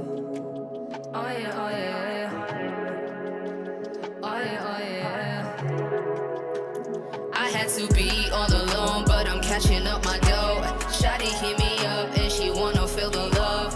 And she bad, bad, she's just what I'm looking for. I might tap that bad ass and just put it on homo. Ay, shawty roll on me, she loving all my steez. I'm all about peace and I hope that she don't cheat. Ay, talk the same language, would you roll with me? Have this bag finna spin it now, all on you, girl. Sogeka and afuna uthetha nelilageni lasekapa lizophuma andazi nobody yayithala okanye nyayicutha ever since the 25th, baby. I'm thinking I'm love struck, calling me daddy or you calling me baby. I need to know you got me or you want some of this candy. I feel like taking you to the whole world and meet my family, but I know it's dangerous cause you out there with some snakes. 25th Girls, yeah. 25th Girls, yeah. 25th Girls, yeah.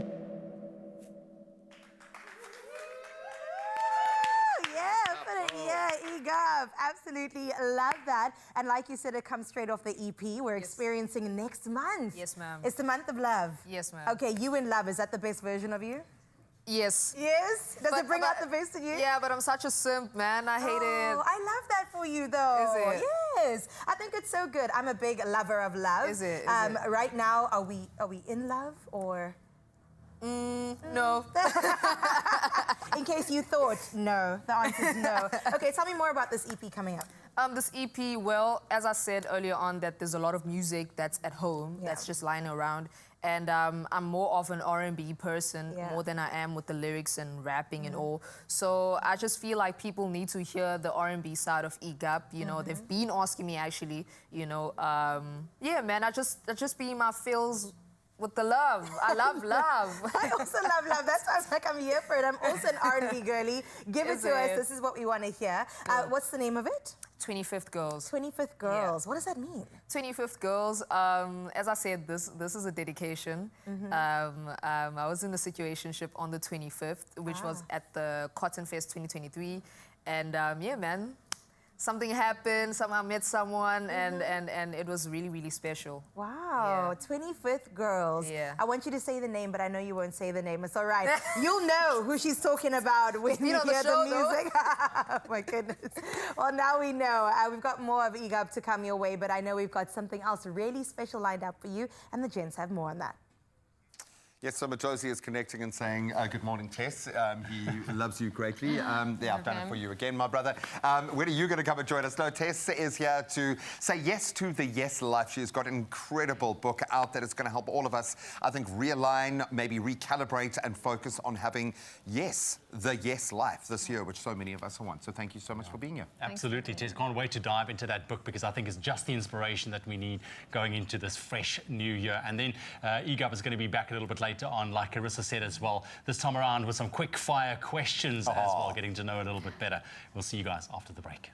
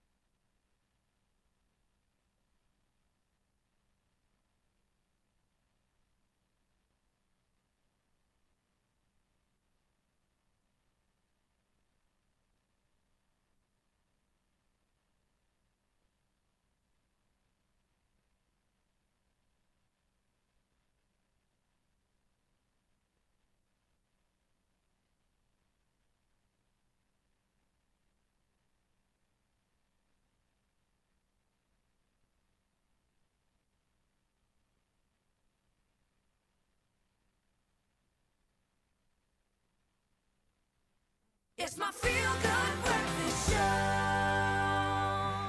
Welcome back. This is your Feel Good Breakfast Show Expresso right here on S3, and we can inspire you right now because joining us this morning is Tess Janik. She is a respected author, a speaker, and spiritual leader known for her authenticity and passionate commitment to helping others discover their God-given potential. And she recently wrote a book titled The Yes Life. Here we have it. So we are here to say yes to life and unlocking impactful, meaningful lives. Let's welcome her this morning. Tess, lovely to have you on the couch. Welcome. Thank you for having me. Very nice looking book. Thank you. I have great friends who are creative, so it's good. Oh, that's all it's a collaborative effort, Very right? much so. I could not do that. Well, I know that you can do many things, but let's start with this book in and of itself. The title, it's what really caught my attention, The Yes Life. Can you tell me more about that? So I did this amazing thing in COVID. I think many people took on new projects. Yes. I signed up to do a course to write a book. So it had always been something I wanted to do. And part of the course was to go back and look for a thread in your life, because often that's the legacy that you want to leave, the words that you want to put on paper. And when I looked back, I saw yes. Sure. And so what came out of that course was this idea that I had stumbled upon this yes life, and perhaps it was something that I could share with other people. Wow. Yeah, but I'm thinking so it happened during COVID. You say it took a course, but you know, was there something specifically that happened in your life that led to you wanting to write about saying yes? Yes, such a great question. So it actually started at school. I love that you've been talking to matrics.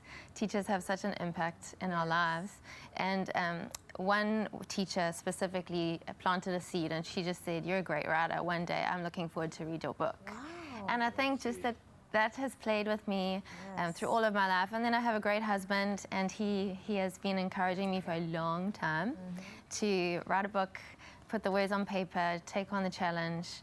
And so that's really where it all came from.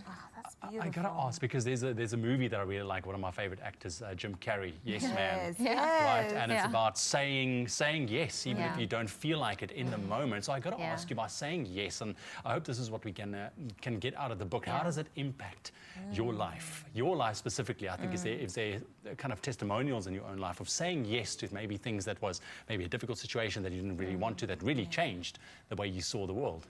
Yeah, so I think I talk about this in the book. I stumbled upon it. It wasn't. It has become a decision that I now make, but it really I stumbled upon this reality that don't overthink it.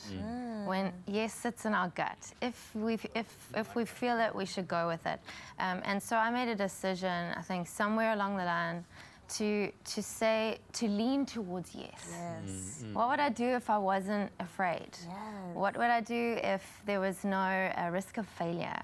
And so I have made decisions to lean towards yes, to say yes to things, and it has impacted my life because I haven't always been sure.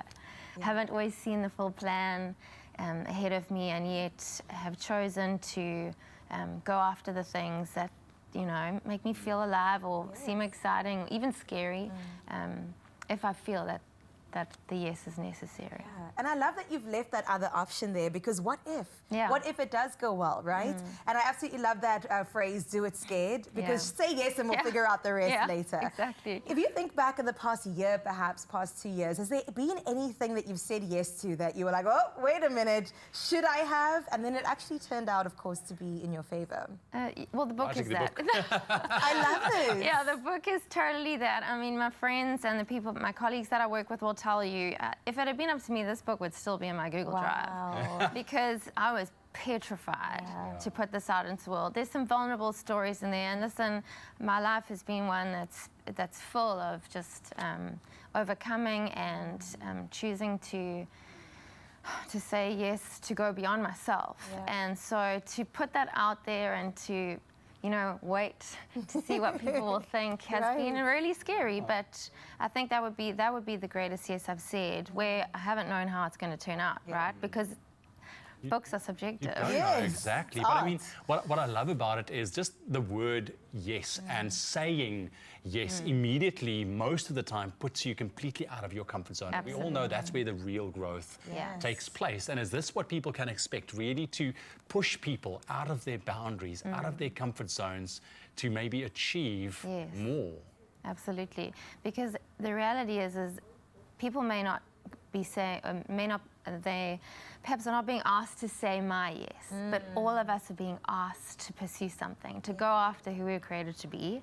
And my hope is that the book would encourage everybody to discover that. What are they saying yes to? What are they being asked to do? And to go after that, to take a risk on themselves, because actually that's what it takes, is to put ourselves aside and go after the things that really make us who we are, make us feel alive, and what we've been called to, I believe. Oh, I absolutely love that. And I know we spoke about reception just now, because I'm going to ask you how it's been received since its released in August last year. It's had a couple of months to do its rounds. Have you received any feedback? I have received amazing messages. One of the, I don't know how to judge success with these things. I'm very new to this world, but the thing that I love the most are the personal messages, where someone messages me and says, I'd been sitting on this decision for months, and I read your book, and I decided to say yes. I took the job. I've decided to have another baby. I've gone after this relationship.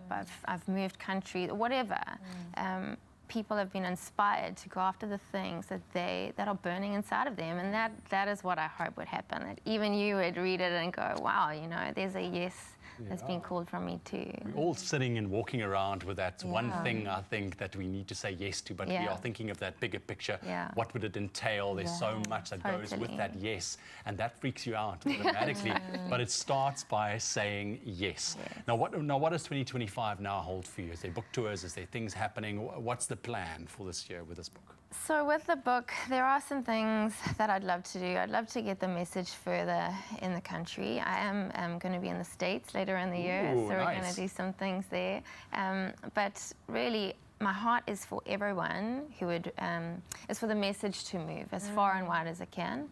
And so I'm hoping to do some things in the major cities here, and then just to talk about it. I think I'm going to spend more time online talking about what it looks like to say yes every day, because there are the big yes decisions we make, then we live those out, and that's not always easy. And so just really talking about what it looks like to live the yes life. Oh, well, speaking about living that yes life, we are giving away one of your books. And yes, it's going to be signed by Tess as well. And you can send a voice note through Expresso FM and let us know what this looks like for you. Saying yes. What is the thing you're saying yes to? And Tess, in fact, will choose the winner. Ooh. It's going to be a tough one. Okay. Maybe we'll give away 2 books if we can't choose. Yeah, listen, it's all happening still this morning, right? Yes. So we are going to be announcing the winner a little bit later on. But remember that WhatsApp number, 0634088863. What is it that you will say yes to? All right, you can win a copy of Tessa's book, The Yes Life. This might just be the inspiration that you need going into 2025. But you've got a voice note, okay? No messages. We want to hear you say, what are we saying yes to? All right, so make sure you get those voice messages in right now, because we are going to be announcing the winner a little bit later on in the show. I was looking for that second copy. It's mysteriously disappeared very quickly on our set. Tess, if my wife comes to me when I get home today and says we're having another child, I'm coming to have a chat with you. Maybe if it terrifies you, go straight towards it today. Maybe that's how we say yes. And maybe that big thing in your life is finally completing your home DIY projects, whatever that beast looked like. Well, roll up your sleeves and don't worry. We're going to dive into another episode of Handy Heroes. They are here to help. The experts at Paint Express in Richards Bay are here with some amazing DIY tips and some painting hacks to make our next project effortless and hopefully a lot of fun.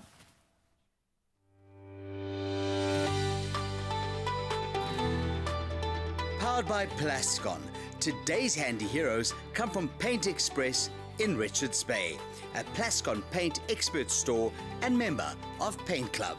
The store is basically in operation for the last 25 years. The store is basically customer orientated in regards to service to our customers and our tinting.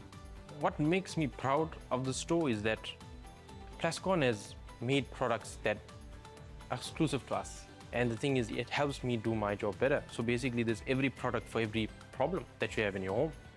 What makes it the best paint store in Richards Bay is that all our color matching is done via ATMs. So the customer always gets the color mixed correctly. I would say a 99% match. Overall, I like the Plascon brand based on the years that it's been here. I mean, it's been here for many years. and it's grown for so many years, and it's a well-known established brand. My favorite Plascon product would be the touch-up spray. It's simply an automotive product. It's convenient for a customer to walk in and say, well, I've scratched my car. And we say, well, we've got a solution.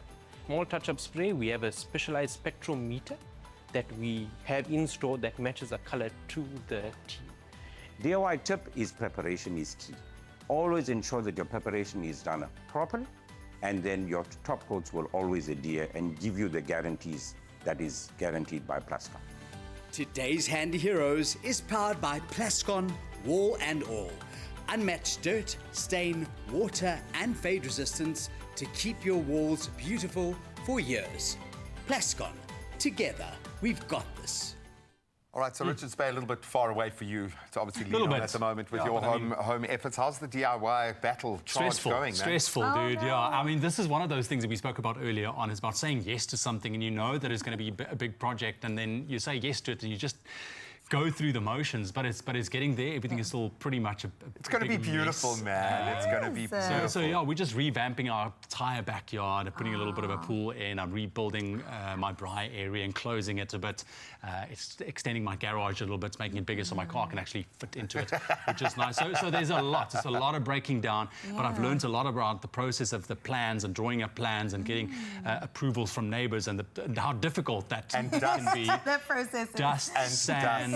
Everything. So I don't. Yeah, it's insane. So we're getting there. We 1 week in. Oh my goodness, 6 more to go. Hold on tight, man. Hold on tight. Well, maybe we can temper that storm with a little bit of fun. We're going to have a whole lot of fun asking EGUP some questions. We've got a round of quickfire questions, which is always very revealing. I know we call this a safe place, not for those 7 minutes, okay?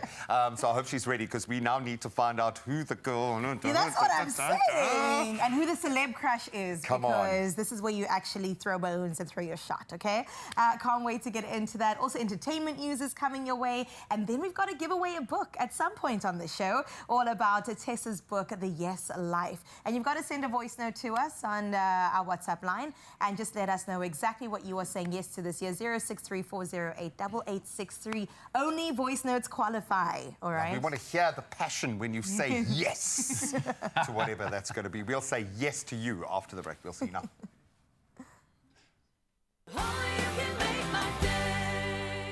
Win a Toyota Corolla Cross 1.8 XS Hybrid with Plascon's 2025 Hybridity Color Forecast Competition. Spend 500 Rand or more on any Plascon products. WhatsApp your receipt, name and ID to this number. T's and C's apply.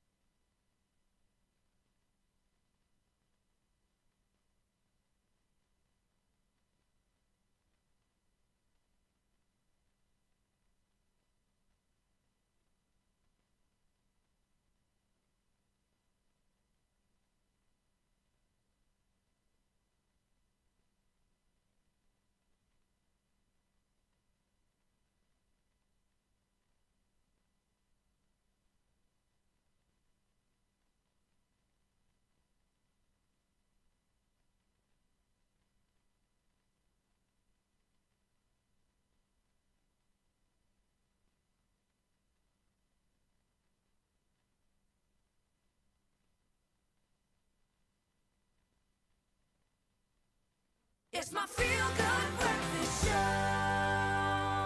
Welcome back to your Feel Good Breakfast Show. We are all gathered around the table because we're family, okay? And within the family, it provides a safe space in order for us to catch up with one of our favorites. We have rapper and fashion designer Egup in studio. She performed already and gave us some hints as to who she had her eye on, maybe has her eye on going forward. So we have to do a round of quick fire questions. Are you ready?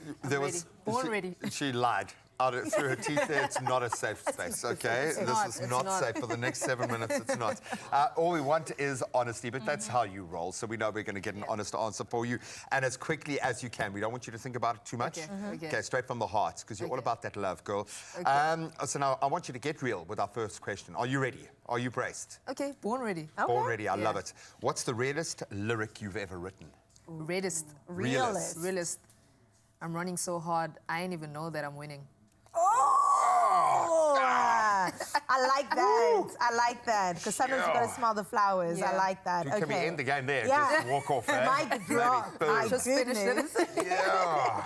Okay. Wow, so early in the year, man. Come on. I'm curious to hear about your biggest rap influence and why. Lauryn Hill. Oh. Yeah, Lauryn Hill is she's so real. Yeah. You know, there's so many messages that she says in her songs that the youth can actually relate to, you know, and I don't think our youth of today notices that. That Lauryn Hill said some things that we are actually going through now. And it's like, she reminds me of Kanye because I'm also a fan of Kanye, you know, so they speak things before they actually happen. Yeah, there's a social So, commentary yeah. So she also raps and sings, and that's as well what I do. Miseducation's one of the greatest, greatest. Well, there's like a generation that's been guided by those words. Man. I love that. Yeah. D. Koala or Kate Keed? Ooh. Okay. Wow. Okay. Now we're getting a prefix. Okay. D. Koala. I'm choosing both of them. So. That's okay. Tell us but why. I'm gonna give you a reason why. D. Koala's has this unique. She came in with this unique. You know, it's masculine and feminine. You know what I mean? And she embraced it. You know, and she never stopped from there. And I've performed at For the Culture of D. Koalas. And I was there last year in Joburg as well. D. Koala's different, you know. She's like, we call her Ityan in Xhosa, you know. Yeah, D. Koala is the boss. K-Kid lyrically, 100. No one can touch her. Lyrically, no one can touch her. Like, she's so dope. I get this many times that I sound like K-Kid. I was going to say someone can maybe touch her. Yeah, you know what I mean? I sound like K-Kid. I look like the swag. I'm like, oh my God, guys, we are totally different. But you guys are different. No, take it from where it comes, though, because I think you get to a certain point where you've got a level of penetration within the market where you are reaching a certain amount of people with a certain impact. Definitely. I can see that. Definitely. I respect both of them. They are hardworking. They're so hardworking. She knows she's going to have to stand in a room with both of them at some stage. Very soon. Well done. At a stage. I share a stage with them. Yeah, I have a song with K-Kid, but it's on SoundCloud. It was way back, like 2019, my first EP. But it's on SoundCloud. Oh, well, and more collaborations this year. Okay, speaking about collaborations and rap, you knew it was coming. You knew I was going to ask you to do this. I knew it. You got a freestyle for us, drop a young 16. Like, come on, Egup. Can you beat? I think Graham can beatbox. About coffee, maybe, about espresso, about the morning, no, about whatever you want to talk about, because I know it's going to be passion-filled. I told you guys I'm a singer. Then sing us 16 bars. Either way, we want to hear something. Okay. I feel good this morning. I'm on Expresso show. I feel good this morning. I'm on Expresso show. Guapanizwe and Egup are on Expresso show. I feel good this morning. I'm on Expresso show. Yeah, that's all I got. I love it. We'll take it. We'll record it. We're going to put it on the soundtrack to the movie of Chad running onto camera earlier, and that's going to become our new anthem for the year. I love that. Okay, throw it forward into the future. Hottest up-and-coming MC? In Cape Town. Wherever? Wherever. I think it's... there's a lot, hey? There's a Kindly Nash. There's a... Black is already up. I don't know, man. There's a lot. Like, my mind is just... But I don't really listen to South African hip-hop like that, but I can see that they are pushing. Kindly Nash, I think Kindly Nash is the one up here. Yeah, definitely. Yeah. I've been seeing that name everywhere. Yeah. Ask it. Ask the question that you need to ask. Celebrity crush. Celebrity Who could crush. it be? If there's a top 3, you can throw that out too. And it can be a South African celebrity who sings and dances. Yeah, who's Oh also been my on Expresso God. before. No ways. No, guys. You're putting me on the spot right now. A celebrity crush, it's an actor. Okay. Sipesihle Ndaba. She was on Gomorrah. Who else? That'll do. It's okay. Yeah, like that one. There's another a one. lot. There's actually a lot. They're not going And to it's be like- upset that you don't say their name. Eh? It's all right. And to me, it's like, okay, it's fine if I have a crush on them. I'm going to meet them whenever. Because we are in the industry. Welcome to our world. Yeah. Yes, you are. Yeah. Well, we are crushing on you hard. Absolutely. We love you. We love what you Appreciate you. represent. We love how you perform for us. There is a level here that is just incredible. So thank you so much for bringing that Thank to you, our guys. space. For Thank you so sure. much. Yeah, we absolutely love you. We can't wait to catch up with you more going forward. But right now, let's catch up with your latest headlines. Ewan is standing by with your news. Thank you so much, team. About to go 7 o'clock. Let's take a last look at what's the major stories in your news department, in your national news. The Department of Forestry, Fisheries and Environment, in partnership with the Global Environment Facility, is hosting a 4-day expanded constituency workshop in Sandton focused on strengthening environmental actions in Southern Africa. Deputy Minister Naren Singh will deliver opening remarks with delegates from 10 countries, international agencies and also civil society organizations participating. The workshop, themed Integration for Impact, emphasizes unified strategies to deliver lasting global environmental benefits, addressing key focal areas. Discussions aim to align efforts for a healthier planet and improved well-being.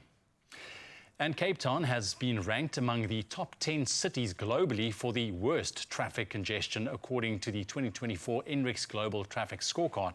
Now, the mother city joins, among others, New York, Chicago, Mexico City, Paris, London and Los Angeles in the top 10. The study, which analyzed transportation data from 946 urban areas, revealed that Cape Town commuters lost 94 hours to gridlock in 2024, equivalent to 2 work weeks. Now, this is significantly more than any other South African city. Johannesburg, Pretoria and Durban followed with 55, 45 and 35 hours lost, respectively. Making international news headlines, close to $53 million in alleged illicit funds from Nigeria's former oil minister Diezani Alison Madueke will be used to fund public services, according to Nigeria's Justice Ministry. The money is being returned from the US, where authorities claim Alison Madueke enriched herself and others through bribery while leading Nigeria's state oil firm. The funds were allegedly used to buy a $65 million super yacht and luxury properties.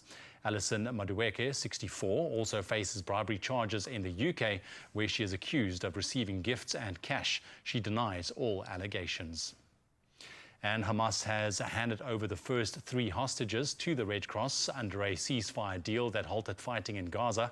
Live television showed 3 female hostages exiting a vehicle surrounded by armed Hamas men before getting into Red Cross vehicles. An Israeli official confirmed the women were in good health.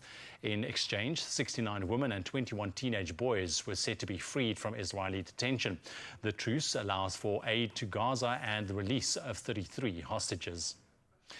And we'll end up with this story in Kimberley. Greg Nyongane has turned his birthday into a beacon of hope, dedicating January to spreading joy among young learners. Now, this year, he's donating 300 school uniforms to children in need, funded by 40% of his personal bonus.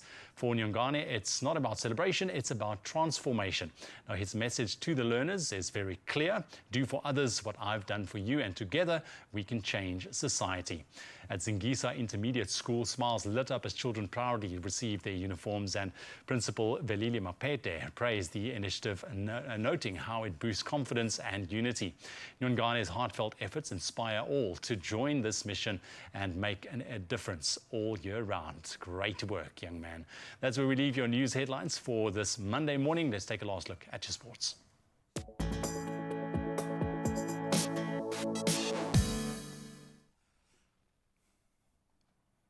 Thank you so much, Ewan. Let's kick off our final bulletin with a little bit of cricket and a stellar performance with both ball and, it must be said, in the field from the Sunrisers Eastern Cape. Led to a dominant 6-wicket win over the Durban Super Giants at St George's Park in Gqeberha. So the Super Giants, after being reduced to just 61 for 7, did manage a modest 115 for 8 after choosing to bat first, so they owe it to themselves. David Bedingham, who is embracing every moment, his explosive 39 of just 20 balls set the tone for the chase. And despite losing 4 wickets, the Sunrisers reaching 117 in 15.2 overs, securing a bonus point with 4 balls to spare. Mixed feelings about the weekend's footballing action as Manchester United suffered a disappointing 3-1 loss to Brighton, with Ruben Amorim's struggles undoubtedly deepening, and especially on a day at Old Trafford as they honoured the late Dennis Law. So United's performance falling short, marking now their 6th defeat in 11 league games under Amorim, since he, of course, replaced Erik ten Hag. In contrast, Everton capitalised on Tottenham's injury woes, securing a vital 3-2 win to move now 4 points clear of the Premier League relegation zone. On to rugby, not a great weekend for the SA franchises. Boris Palu's late try securing Racing 92's 31-22 victory over the DHL Stormers at La Defence Arena, ending the Stormers' Champions Cup campaign in so doing. Meanwhile, the Bulls, they showed form far too late in the competition, claiming their first Champions Cup win of the season, absolutely thrashing Stade Francais 48-7 at Loftus. Then the Sharks, they suffered a crushing 66-12 defeat at Stade Caban Dalmas as their Champions Cup hopes were dashed by an unstoppable Bordeaux team. And then finally we turn to tennis and the Australian Open, already serving it up as Novak Djokovic cruised past Czech 24th seed Jiří Lehecka with a dominant 6-3, 6-4 win, setting up a highly anticipated quarter-final clash with Carlos Alcaraz at the Australian Open. So Djokovic chasing a record 25th Grand Slam now and his 11th title at Melbourne Park. He looked pretty sharp after overcoming some early tests in the competition. Meanwhile, Alcaraz, he advanced to the quarterfinals when Jack Draper retired in their last 16 match, whilst trailing 7-5, 6-1 at the Rod Laver Arena, but he is looking strong as well, setting the tone for a great year in tennis. That's where we leave our sport for now. Let's catch up on probably the congestion in Cape Town in our traffic.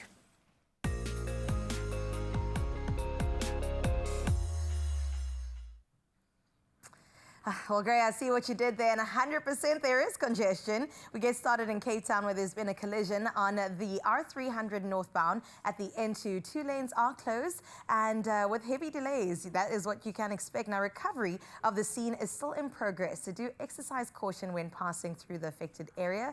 And this morning, wherever you are headed, please do stay safe. And of course, when you head on out, we want you to arrive alive. So when we leave your roads, let's touch base with your weather.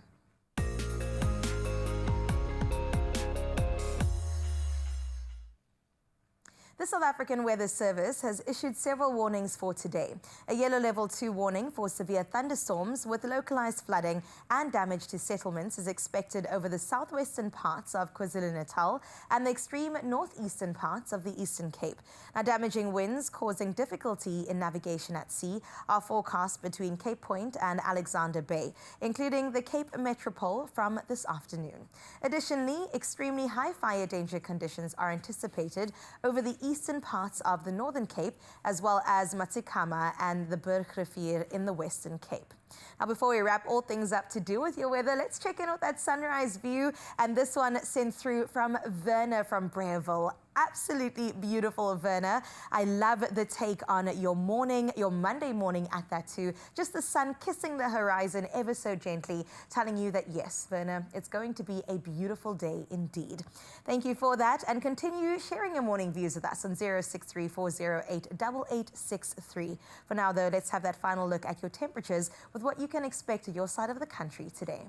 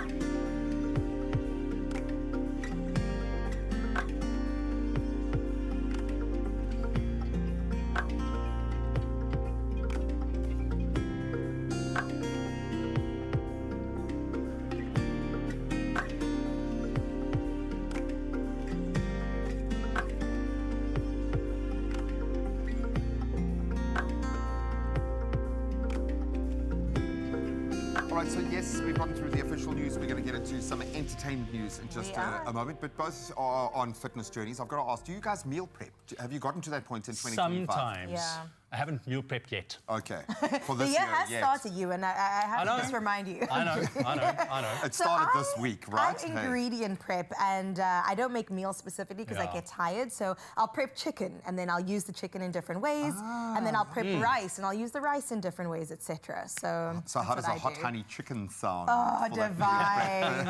Can I take that home? Can that be my lunch today? Sorry, I called dibs already. Oh, looks amazing though, and it smells so good as well. We're going to show you exactly how to put it together, but it is such a great and easy dish to meal prep that you can take to lunch because, you know, everyone's going to be jealous once you rip that out, that's for sure. So stick around. Meal prep coming your way.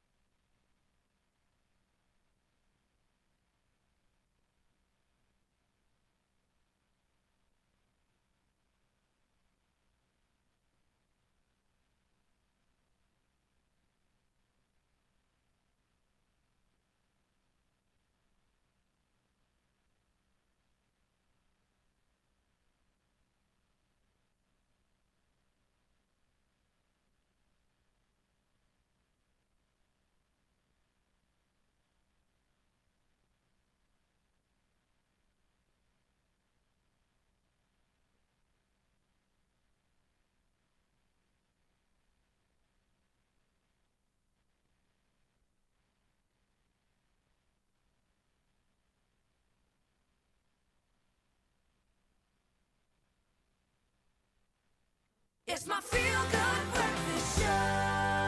Welcome back, you beauties, as we dive into and we say yes to the final hour of the show and all it holds. Sometimes we have a little fun catching up with what the stars have been doing, and it's always a spicy time of the year as we kind of reconnect with our favorite celebs. Yes? Yeah, I'm going to throw a name out there and then tell me the first thing that comes to your mind. Jessica Alba.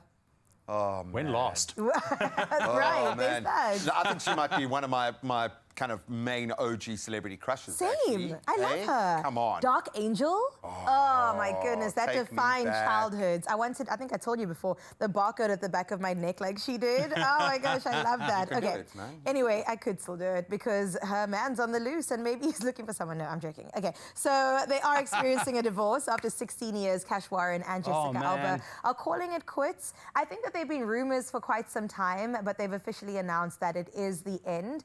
And it's kind of sad. I don't know. But 16 years is a good run. I just always feel so awful for these couples having to have such a public kind of, and here we are talking about them in public. But you've got to, I suppose, from a PR angle, handle this so meticulously for your kids.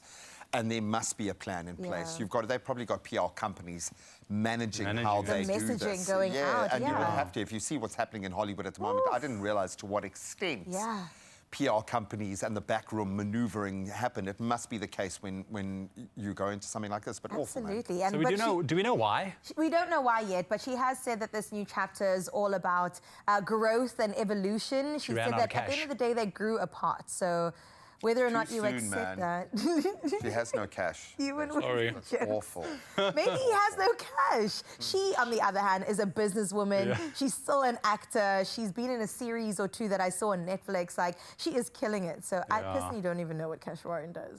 Come on, man. But they are kids, by the way, 3 of them. Yeah, but it really is sad. I mean, if you take a look at a family like that, I mean, to break that apart, it's...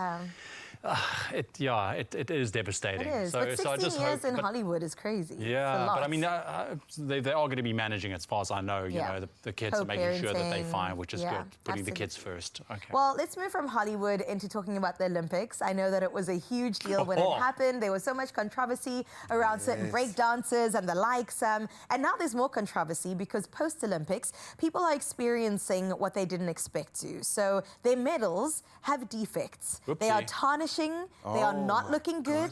It is supposed to be real gold, if I'm not mistaken. And people are saying this is not it. They've taken to social media just saying, look at what I've been given. We had French swimmers saying this, British diver Yasmin Harper as well, saying that it's decaying by Someone the day. cut corners. I know that they'd said that they were including a little element of the Eiffel Tower in there. Maybe a little more than anticipated in some of the mixtures. Maybe some people just got Eiffel Tower medals. Just a rusty Eiffel You just go out to the rusty bin, as my daughter would say, for you. That is, that is quite Isn't that devastating? After being the best of your country, representing South Africa or the UK or whatever it may be, you're getting this bronze medal, actually. Have any of the copper medal, have any of the South African athletes? They haven't said anything yet.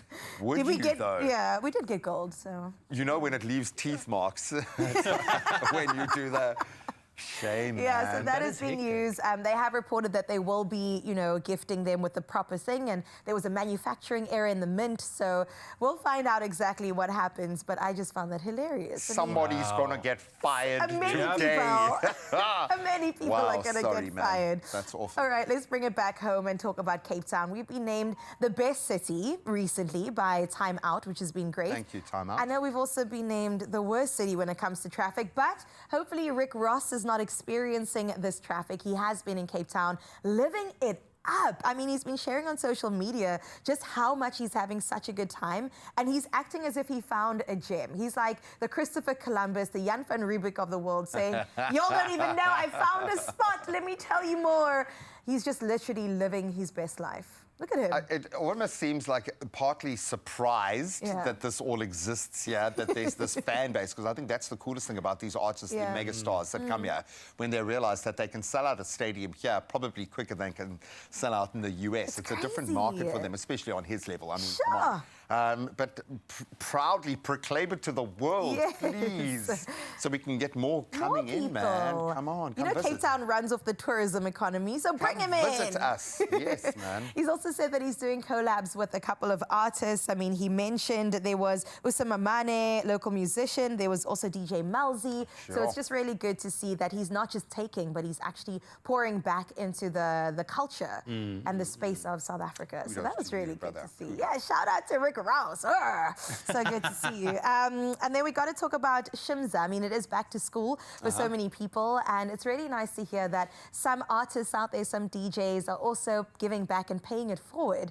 So he's really done his part to support education, and he's gone ahead and collaborated, saying that I'm going to offer some shoes of hope, full of hope, and make sure that through his Shimza Foundation, he's donated 2,000 shoes to disadvantaged learners. That's awesome. So that was really beautiful to start the year off. Yeah. Well done, And hopefully, Shimza. hopefully that kind of sets the tone. And I don't mind if it becomes a display of social media, whatever. That's okay if 2,000 kids are getting school shoes. Exactly. And I hate that we've kind of had to draw a line there. Yes, don't create content for the sake of, but I'm all about using it as an opportunity to be able to connect with people in that way. So 100%. Because what are you doing? Please, what are you doing, Ewan? You're just sitting there, not doing anything. Not donating 2,000 I'm just running shoes. through the recipe. We've got a week's worth of meals to prep, or a meal's worth of weeks to prep for. I'm not sure which it is. Such a hot honey, this one, eh? Oh, man, come on. I like my honey that. bae, man. It's my absolute honey bae. We love what the stars get up to. We love hearing what you get up to, and we love hearing who you love to hear about. So please let us know on the socials. We'd love to hear from you. And please, all bets are off. She will go after anybody for you. So just let us know who you'd like to find out. I'm going to send you off to Ewan, actually. All right, I'll That's cook. who I'm gonna... Put the women in the kitchen. Right, so that was a quick transition into the kitchen, and we are going to show you how to make a delicious, flavorful type of hot honey meal, because we are talking about meal prep, and we want to make sure that we give you all the tools that you need to make sure that you eat right going into 2025. It's beautiful. It's got hot glazed honey on it, sweet and spicy dish. It's paired with tangy pickled cucumbers as well, and also fluffy quinoa or rice in this case that we're also going to be making. Flavorful, nutritious option for rather busy weeks, because we know how difficult it gets, right? This is also really easy to make, so it won't take you forever, and you just pop it in a bowl and it'll make sure for an exciting lunch wherever you are. You can prep it ahead of time and you can be the star of your office. So Carissa, you're going to join me in here. So meal prep is something that you prep ingredients. I do, yeah. Right? So we're going to prep a meal now. We're going to show you what that looks like. Smells amazing. So I'll tell you what, I'm going to start on the chicken, and what you can do is start thinly slicing our cucumber on that side. Okay. By thinly slice, you mean... Okay, well, you know not that. Just, you know, there is a bowl there. We've done some. But look how so thin there's a slice. Okay. Forgive me. That's not bad, actually. Look at that. Well done. Okay, so chicken's going in here. So what we're doing, we're just going to brown it for now. Okay. And then we're going to create the sauce that's going to go with it. Have you heard about the business of Matadaddy? The business of what? Have you heard about the business of Matadaddy? Matadaddy, what? Yeah. No, what is that? You're supposed to say what's the matter? Oh, come on. You ruined the joke for me, Ewan. You I was see, going to say, nothing, Daddy. What's the matter with you? So listen, I'm bad at these things, okay? You are. I really am bad with these things. So just like I'm not great at cutting this cucumber, but I'm getting there. It's a Monday, Ewan. I will forgive you for that. It's fine. It's fine. Okay. So nice little chicken pieces. We're using breast pieces on this side, nice and lean. Because I think the thing with meal prep is you want to make sure that you prep enough protein. Yes, please. You need protein in so your important. life. So what is it that you would normally prep? So ingredients-wise? If I'm being honest, I would prep the rotisserie chicken from Woolworths. I would prep it by chopping it up. It's a great prep. It's a great prep. Yeah. And then I would make like a big salad, but without the dressing on it in the beginning of the week. Okay. I'd prep some couscous as well. Oh, nice. I'm trying to do like kind of low carb, but lots of fiber and protein. So yeah, I would prep that too, and I would prep some salad dressing because making it at home is just so much better for you. Yeah, absolutely. And yeah, then that would just be warmed up or eaten cold in a salad every single lunch and dinner. Lovely stuff. I try and eat as lean as possible. Okay. So there's my meal prep, depending on the day ahead. I love my rice. Rice is very good. Bulgur wheat is also good. It's a great, bulgur wheat's a great ingredient actually to use with this recipe as well. Absolutely. I try and get as much greens as I can. Green beans, broccoli is a good one for me as well. So those type of foods I will do. My egg whites, obviously, protein. Chicken as well is a big staple for me as well. My thing with egg whites is what do you do with the yolk? Look, you can use them. You can mix them into. My mom always, whenever we visit and I make myself egg whites, I do eat them, the yolks. I do eat them, of course, because they're all super nutritious as well with healthy fats and all of that. But I mean, if I eat 7 egg yolks at a time. You would eat 7 eggs at a time, like 7 egg whites? Yes. Wow. Yes, it's good protein. Yeah. It's expensive. I didn't know you were a millionaire. It's actually not that expensive. Come now, because the price of eggs did come down. Did it? After Okay, our little good. bird flu stunt. Okay, so here we have the chicken pieces. So now I'm going to do the actual hot honey sauce, all right? Oh, yum. So we got some honey. Oh, I love honey. Yep. This is kind of Asian inspired. Ginger. Yes. Or garlic. Oh, I'm seeing chilies, Ewan. Chili. We've got some spicy sauce as well. Oh, it's going to go in there. And then a little bit of salt and pepper. Oh, lovely. And then you just toss the chicken in that. And then the chicken is going to go in there. I mean, how quick was this? That was so quick. And this looks like something you can prep in advance and eat for like 2 to 3 days afterwards. It's not something that will taste weird. I mean, you it's know? also something that's nice when you eat it cold. Yes. You know? So you can heat it if you're lucky enough to have a microwave, I guess, around you. Yeah, or an air fryer or something. There we go. So the nice little... You see, my issue is that I would want to deep fry that chicken first and then toss it in the sauce. Oh, and you get that beautiful flavors of the honey, the chili, the garlic. And now we're just going to coat our chicken. There we go. Okay. Lovely. So I have prepped your cucumber. How are my nice Look at skills? that. Okay, so what you're getting, the whole thing. So put some of it into, my bad. into the bowl there now. Okay. While I caramelize this a little bit. That's for snacking purposes. That's snacking purposes Yeah, those are and snacking the eyes. purposes. Exactly. Does it really work? It does. It depuffs, it oxidizes. But why a cucumber? Antioxidants. Oh, okay. Yeah. Anyways, so let's do this. So we Yes. got some white vinegar. Okay. Okay, so you can pop All that of in. it? Yeah, wait, Okay. because we want to kind of cover it a little bit. Yeah. What do we have here? Some water. Okay. Just a little bit, so just to take away that extra tanginess. Right. Salt, sugar, chili flakes. So it's kind of like a pickle. Yes. Okay. That's exactly what it is. I love that. Some salt, some sugar. And then when you're done, I want you to come and smell this. Oh, I can even smell it from here, and it smells Oh, can you? incredible. That's But I will stunning. get my nose in there. Come on, how would you describe this? Oh. Like that.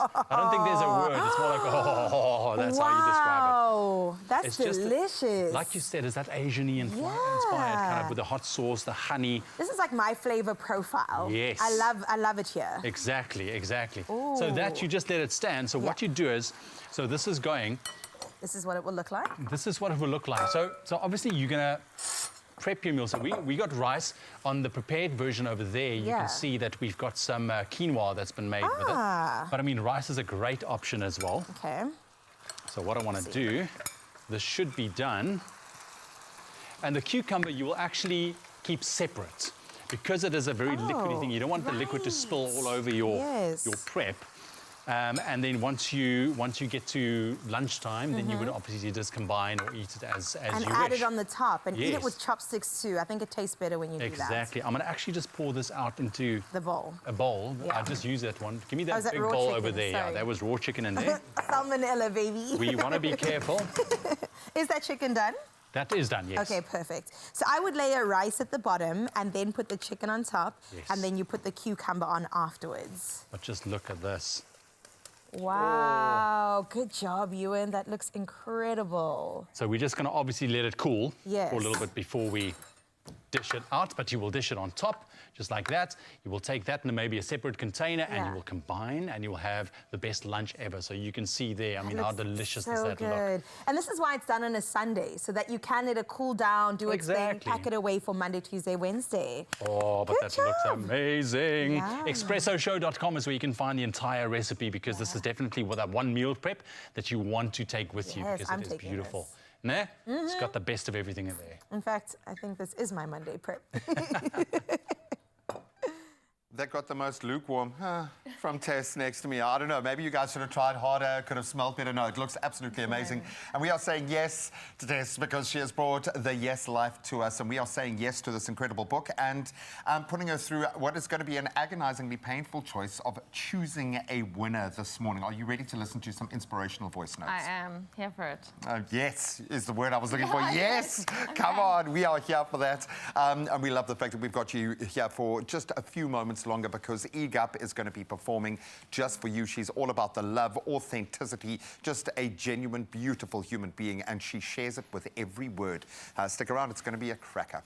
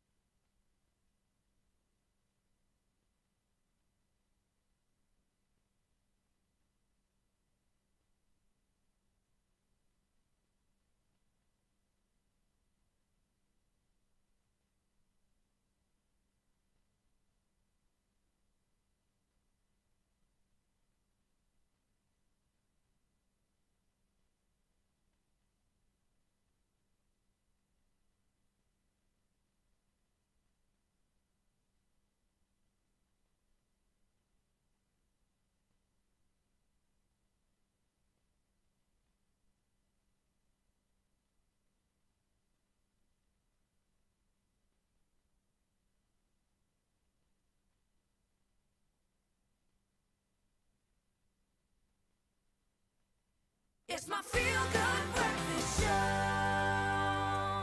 Welcome back to your Feel Good Breakfast Show. I will confirm that that meal prep is absolutely delicious. So I hope that you will put it to the test and add it to your menu. ExpressoShow.com is where you can find it. Speaking about adding things to our menu, this needs to be added to cart. It is the book that's going to change your life for 2025. I'm talking about none other than Tessa's book, The Yes Life. Absolutely love what it says here. Moving bravely forward. Yeah. It is about choosing bravery and courage. It is. And that's the tougher choice sometimes. Always. Oh my goodness, always. I like that you said always, actually, especially when you want to live a big and great and purposeful life. But the great thing is that we've run a competition. Amazing. And now's the time that you're going to choose the winner. Okay. Okay, we've asked our Expresso fam, what do you want to say yes to for the year 2025? And of course, send a voice note because that's the qualifier to our WhatsApp line. So let's have a listen to the first one. Amazing. Shamira, what have you got to say? Good morning, Expresso family. Morning.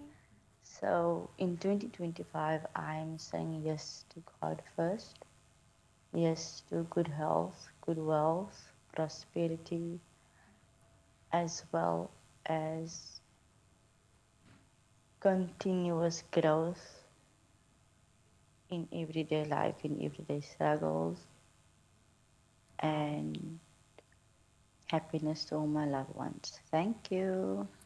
She set the bar so high. Wow, that is an incredible list. It is. Wow. All the good things. Yo, God, family, health, wealth. Yes, Shamira. Okay, let's have a listen to the next one. Morning, Expresso team. Morning. I'm saying yes to exploring a career in farming. Have been putting it off for years. This is the year to do it. Thank you. Oh, love that. Farming, agriculture, not easy. Not an but easy that's pursuit. incredible for women to do that. Ooh, Love it. I would say more women in STEM, more women in farming, more women in books. Okay, let's listen to another voice note. I hope that you're bearing this in mind, Tess. You have to choose the winner. Okay, next voice note. I'm saying yes to job hunting. I'm saying yes to me finding a job. Ooh, job hunting. Come it's on. the energy for me. I love that. I love that. Okay, Rosemary's also got a voice note for you, but I love the enthusiasm in that voice note. she's great. Let's hear Rosemary. Morning Expresso, this is Rosemary Sampson from Port Elizabeth. Saying yes in 2025 will mean that I am going to move out of my comfort zone, that I will say no to fear, that I will disregard the opinions of other people, and that I will live a life that is congruent with who I am. Ooh, she threw congruent in there. I love that. Okay, 4 voice notes. Yes, we still have one more. You can go by number, or if there's a keyword that you remembered, then we'll pull that out. Okay, Nolene, let's hear it. Good morning, my Expresso people. Good morning. Hope you're okay. I say yes to life today. I made a decision. It's a long time overdue now. I wanted to go to Turkey. Last time when I wanted to go, it was COVID. I've been saving and I keep on postponing. Now I say yes. Definitely big yes to life. I'm going to Turkey this year. Yes. I'm going to plan for it. Definitely yes. I love that. Can I say you and me both, Nolene? I'll catch you on those Turkey streets. So good. The energy. I love that. Also, the story of overcoming. I see you, Nolene. One more voice note, number 6. Let's have a listen. Good morning, Expresso. I'm saying yes to completing my degree this year. I'm going through a lot financially, but I'm saying yes, I'm going to make it. I'm saying yes to losing weight. I've been struggling with my weight since my childhood. So now I decided to make a decision that I'm going to lose 40 kg this year. I say yes to losing weight and being healthy and taking the right decisions in eating healthy in every day. I thank you. And we got the perfect meal for you, so I hope that you took that one down. I have to say that it really does start with your mindset, doesn't it? Because 40 kilograms may seem like an overwhelming goal, but if you put your mind to it, one day at a time. One day at a time. One decision at a time. Thank you. One yes at a time. One meal prep at a time. One meal prep at a time. 6 voice notes, really tough to choose. Only one? We could give away 2 if I get the thumbs up. Do you have more books for us? I mean, we've got 2 right I have here. 2 and I snuck one in your library, but we can do these 2. Okay, then let's do it. 2 voice notes. Who are we going to give it to? So there's the 2 that stood out for me is the lady who wants to pursue a career in farming. Oh, I love that. And the lady who's going to go to Turkey. Turkey is amazing. Oh. So yes, those are the 2 for me. Matalelo and Nolene, congratulations to you for saying yes. Yes to a good life, yes to traveling, yes to adventure, yes to the unknown at the end of the day. And the yes life is coming your way. Tess, thank you so much for writing this book. Thank you for having me. It was so good. Oh my goodness, I know it took a lot out of you to put this together. Many years also, many moments of overcoming and trauma even of your own self and just accomplishing something good. And look at this. I know. Thank you. For the year, girl. So excited and excited for you to receive your signed copy of the Yes Life as we say yes to 2025 and yes to another performance by EGUP. I say yes, indeed. What I'm about to perform is a song of mine titled You and I. You and I has been there for 2 years now. 2022, I recorded it 2022. And it was meant for another beat, which was a downloaded beat. And I usually keep my lyrics in store.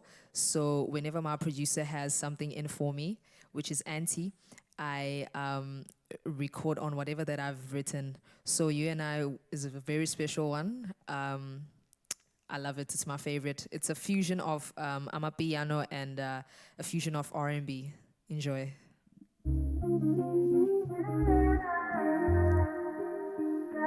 Yeah, yeah, yeah. Oh, yeah. Yeah, yeah, yeah.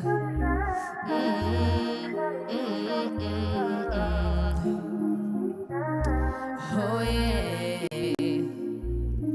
You and I got unfinished business, but baby, I need you to be with me.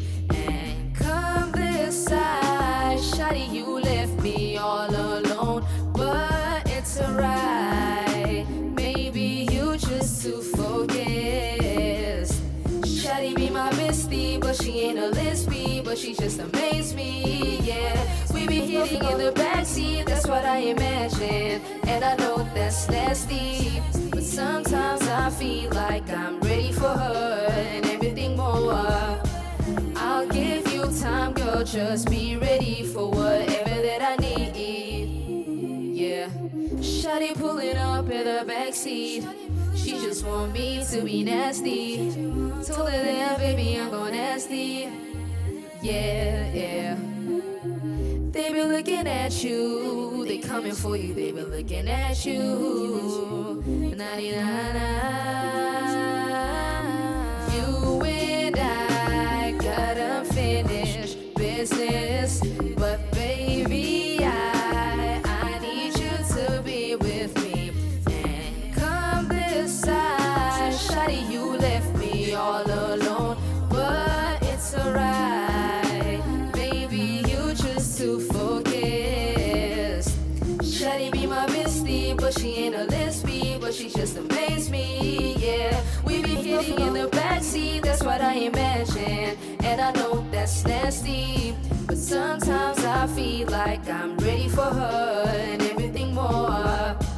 I'll give you time, girl, just be ready for whatever that I need. I just write love songs, that's my capsule.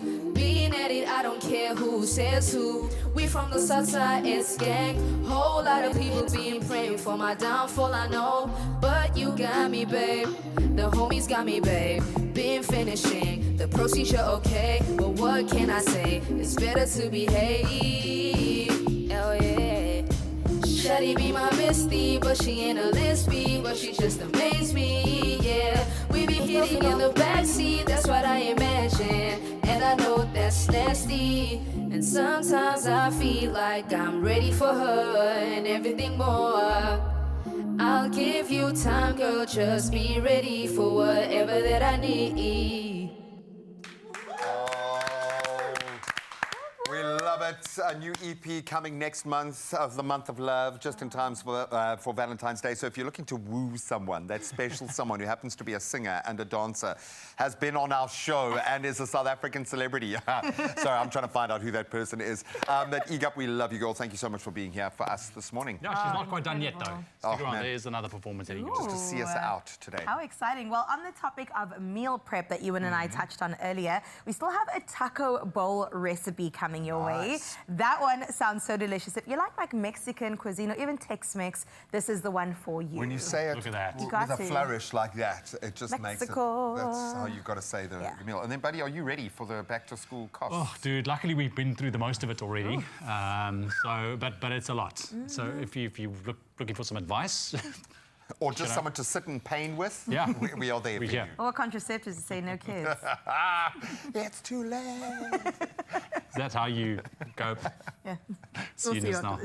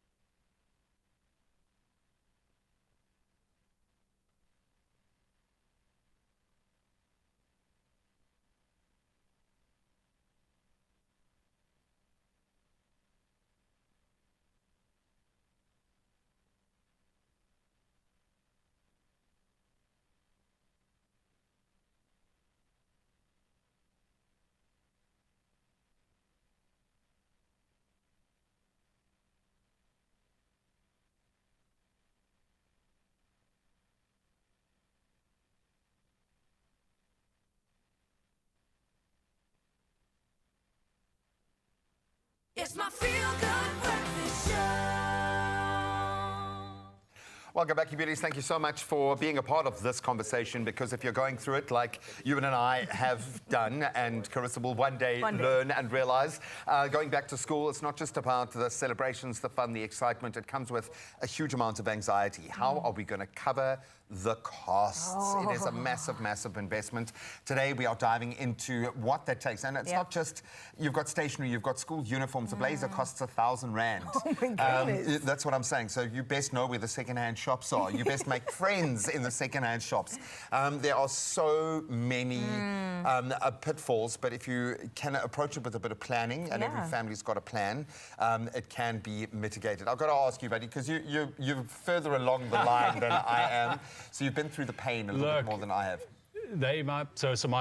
My eldest Kian is now grade 7. Wow. Last year at primary school, I can't believe it. And Dominic's grade 4. Wow. So it's a lot if you think about it. But I mean, you know, we all go through the same thing. But I mean, obviously there's your books, your coverings that you need to do. It's the stationery that's quite pricey as well. It's the clothes, because they grow like something ridiculous. I don't know why. For some reason, all my son's PT stuff is white. Everything. I mean, they deteriorate, but they use it so long. So I think for me, it's just about, I normally look at it, so as the year ends and towards the year ending, I already think about the beginning of next year, and I try to put away a little bit of money here and there, because I know what is going to happen. I know that there's going to be stationery. I know that there's going to be plastics and book coverings and everything in between. The one thing that I forgot to prep for and plan for is school shoes. I was there the day before we went back to school to buy. I was like, they need school shoes.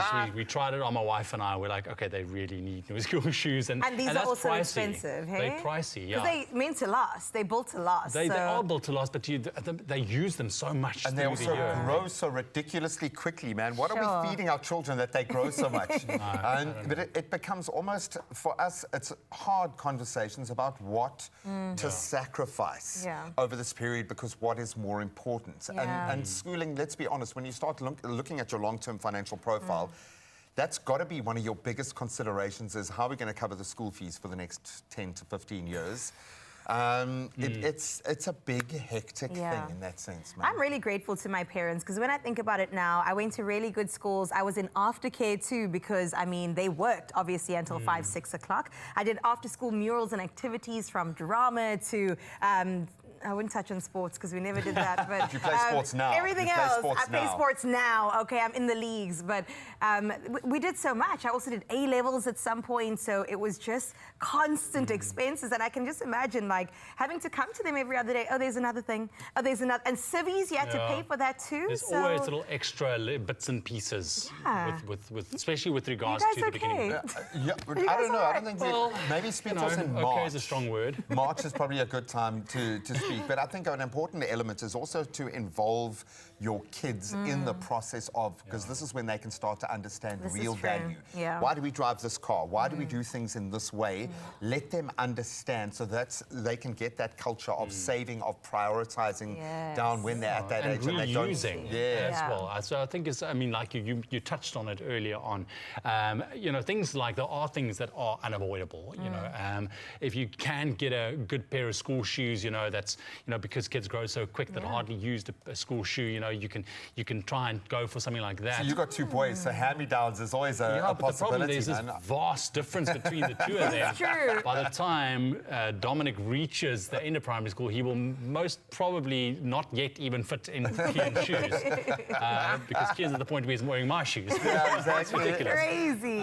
Crazy. So things are unavoidable, like stationery. These things you're going to have to buy new and stuff. But when it comes to clothes, that is where you can start thinking and swapping and all of that kind of thing. And second-hand shopping. And there is a culture within a lot of schools to help you as well in that sense. And food. I don't think we realize. So we talk about the food security and insecurity in the schooling space and how vitally important it is. But that's something that every parent goes through.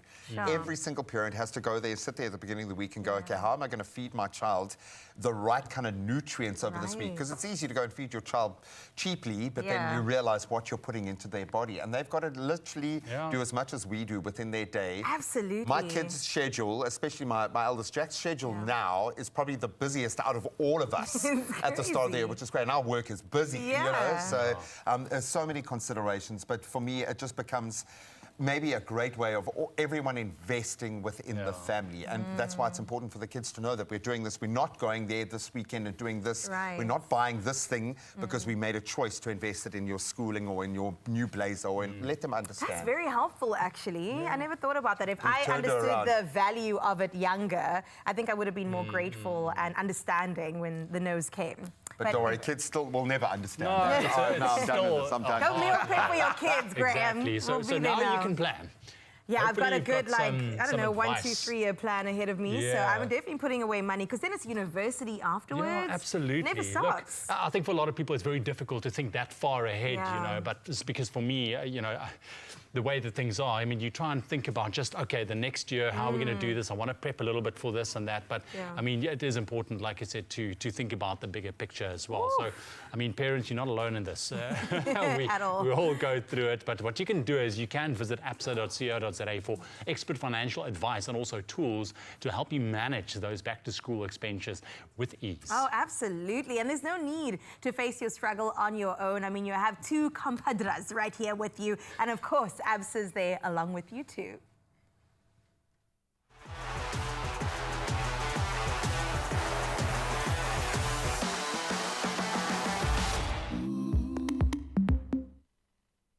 So in case you haven't heard, it's a Meal Prep Monday. We're going to try to do this as much as possible to help you prepare for the long week ahead. And I suppose an extra special importance underpinning this now that we do go back to work, back to school, and do make those sacrifices. But we don't want to sacrifice the flavor. So if you're looking for ways to simplify your week without sacrificing flavor, these meal prepped taco bowls are your answer, and they can be quite bespoke, which I love. They're packed with protein, with fresh veggies, all the vibrant flavors. Your favorite taco might perfectly portioned and ready to grab and go. I absolutely love this, and I'm not alone in the kitchen, seeing as now Carissa is thinking all about the children that she's going to have and how she is going to feed them. Oh, Lord. Maybe not mince on the menu.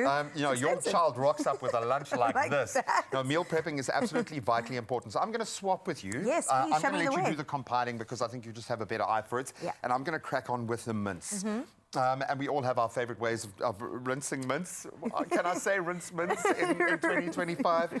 Zoe, we miss you, girl. Whether you've rinsed your mints or not, whether you're going for lean or you're going for fatty, I'm not too shy of the fatty because you get a lot of flavor from that. And we do need a certain amount of healthy fats to process the proteins. But if you're on a very restricted, calorie-restricted diet, you need to go for something lean. It's okay. We ain't judging. We've got our pan, nice hot heat, and you're going to prep your mince the way you like it because you're going to be eating quite a lot of it. Yeah. There's also like turkey mince, chicken mince. There are other lean options. Completely. A bit of salt and pepper going in as well. And then I'm going to load this with flavor because I absolutely love it. The smokiness of a good paprika. We've got garlic powder, I think is in this one. Or it could be the onion powder. Thanks. I'm going to grab that little guy. But garlic powder, onion powder, two fantastic additives to enrich a meal. If you're doing like a one-cook wonder, something baking in the oven, the juices then become a sauce on their own. Little gravy moment. Absolutely beautiful. And I think that is on its way. I'm going to mix these together. And don't overcook your mince. It's a beautiful, especially if it's lean, a beautiful red meat, so you don't need to overdo it. You just want to make sure that it's beautifully browned. It's getting nice and brown, I know, and this is what I love about this particular, the taco bowl style, is it's quick. So meal prep doesn't have to take you 5 hours. You can focus on creating volume. So and now a beautiful dish friend, at that too. This becomes a test in psychology, I suppose, of compiling your taco bowl. Because we got a lot to get through here. Yeah, and all the right kind of ingredients. So I'm going to let your creative juices fly out. How are you going to put this together? Thank you. Well, we do definitely want to get that protein in with the mince, but we, of course, have some corn, some more protein and fiber with the beans, some guac, sour cream, and then, of course, our dressings with the lettuce, cheese, and onion. But we'll go in with some mince. How much mince is too much mince? Well, you would be, I suppose, about a fistful of your kind of protein is supposedly the right kind of medium to follow. Okay. But you know what your needs are. If you're meal prepping, you're thinking about where you're going that week, what you need it for. That's true. The you energy need more you energy. need to... You need to put more protein back into your body. And this is why kind of spending a bit of time thinking about it and why the meal prep process is something so good to go for, is you find out a bit more about the kind of eater you are. I like that. So if you're going to approach changing your diet or like bringing in more healthy influences, that you can do it in a way that you will respond to, that will like, make you excited about eating, excited about cooking. Otherwise, it just becomes purely a nutritional exercise, which, let's be honest, isn't the most exciting until you start getting the gains. Yes. You know, once you see the effects on your body, then it's easy to eat healthy because you're getting the proven results.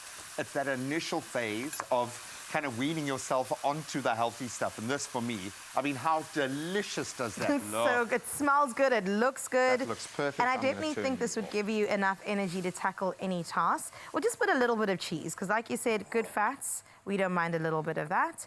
So there is mince here. It's just underneath all of the embellishments. And I think I managed to get everything in. The rainbow is there. The 5 colors, yo. You've got to get in as many colors as you can. Wow. Textures are really important here.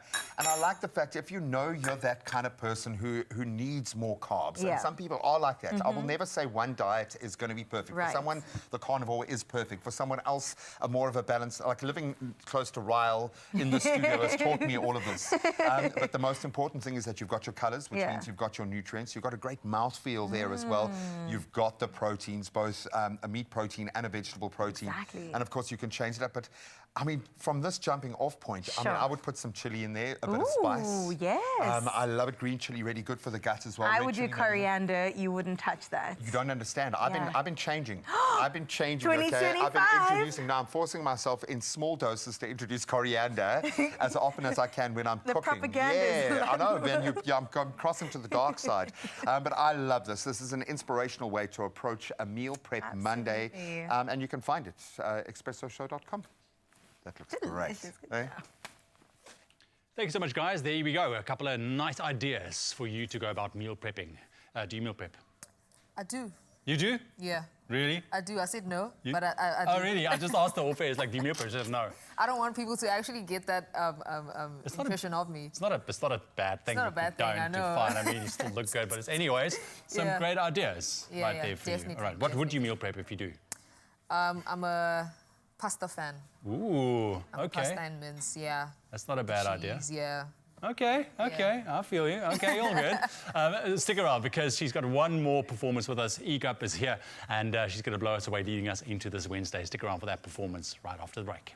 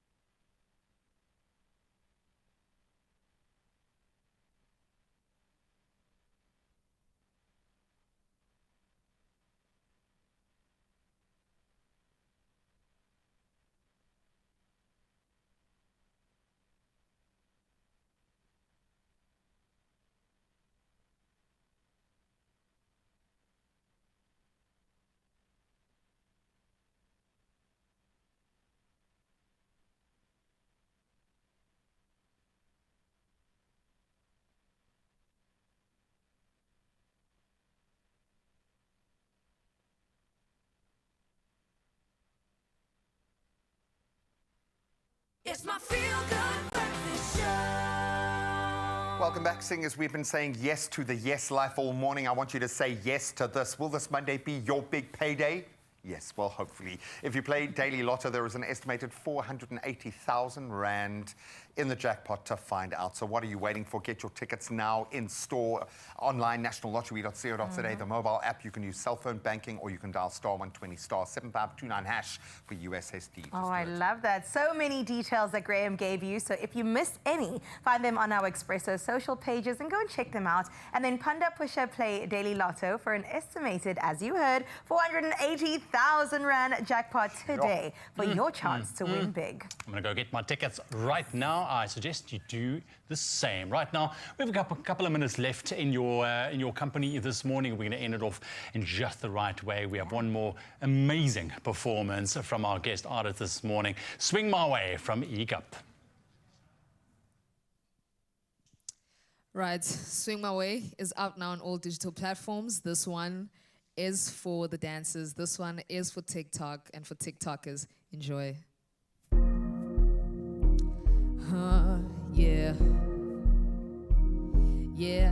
Yeah. It's KP and Envy. Swim My Way, throwback, a classic. Yeah. You say, shawty, come swim my way. Let's go. Shawty, come swim my way. Hey. Shawty, swim my way. Shawty, come and swim my way. Sipping lemonade with you, baby, I would all day. Now you wanna stress me, but you wouldn't dare. Let the money stress me, I don't mind the ways. Shawty, swim my way. Shawty, look good to me. Shawty, come swim my way. Shawty, look good to me. Shawty, come swim my way. Shawty, come swim my way.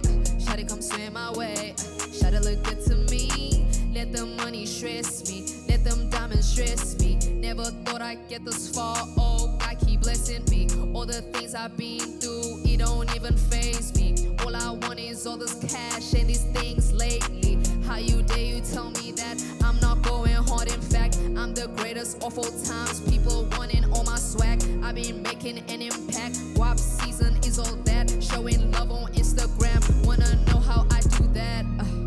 Yeah. Wanna know how I do that? Yeah. Wanna know how I do that?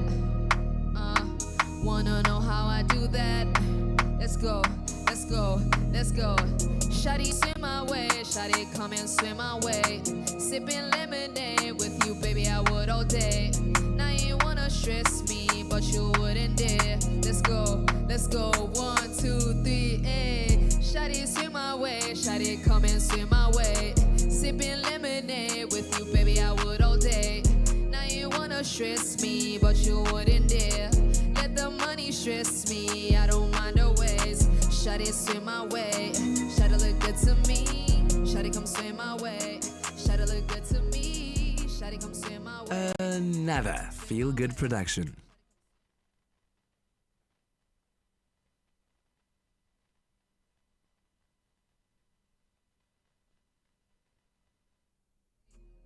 Swim my way, swim my way, swim my way.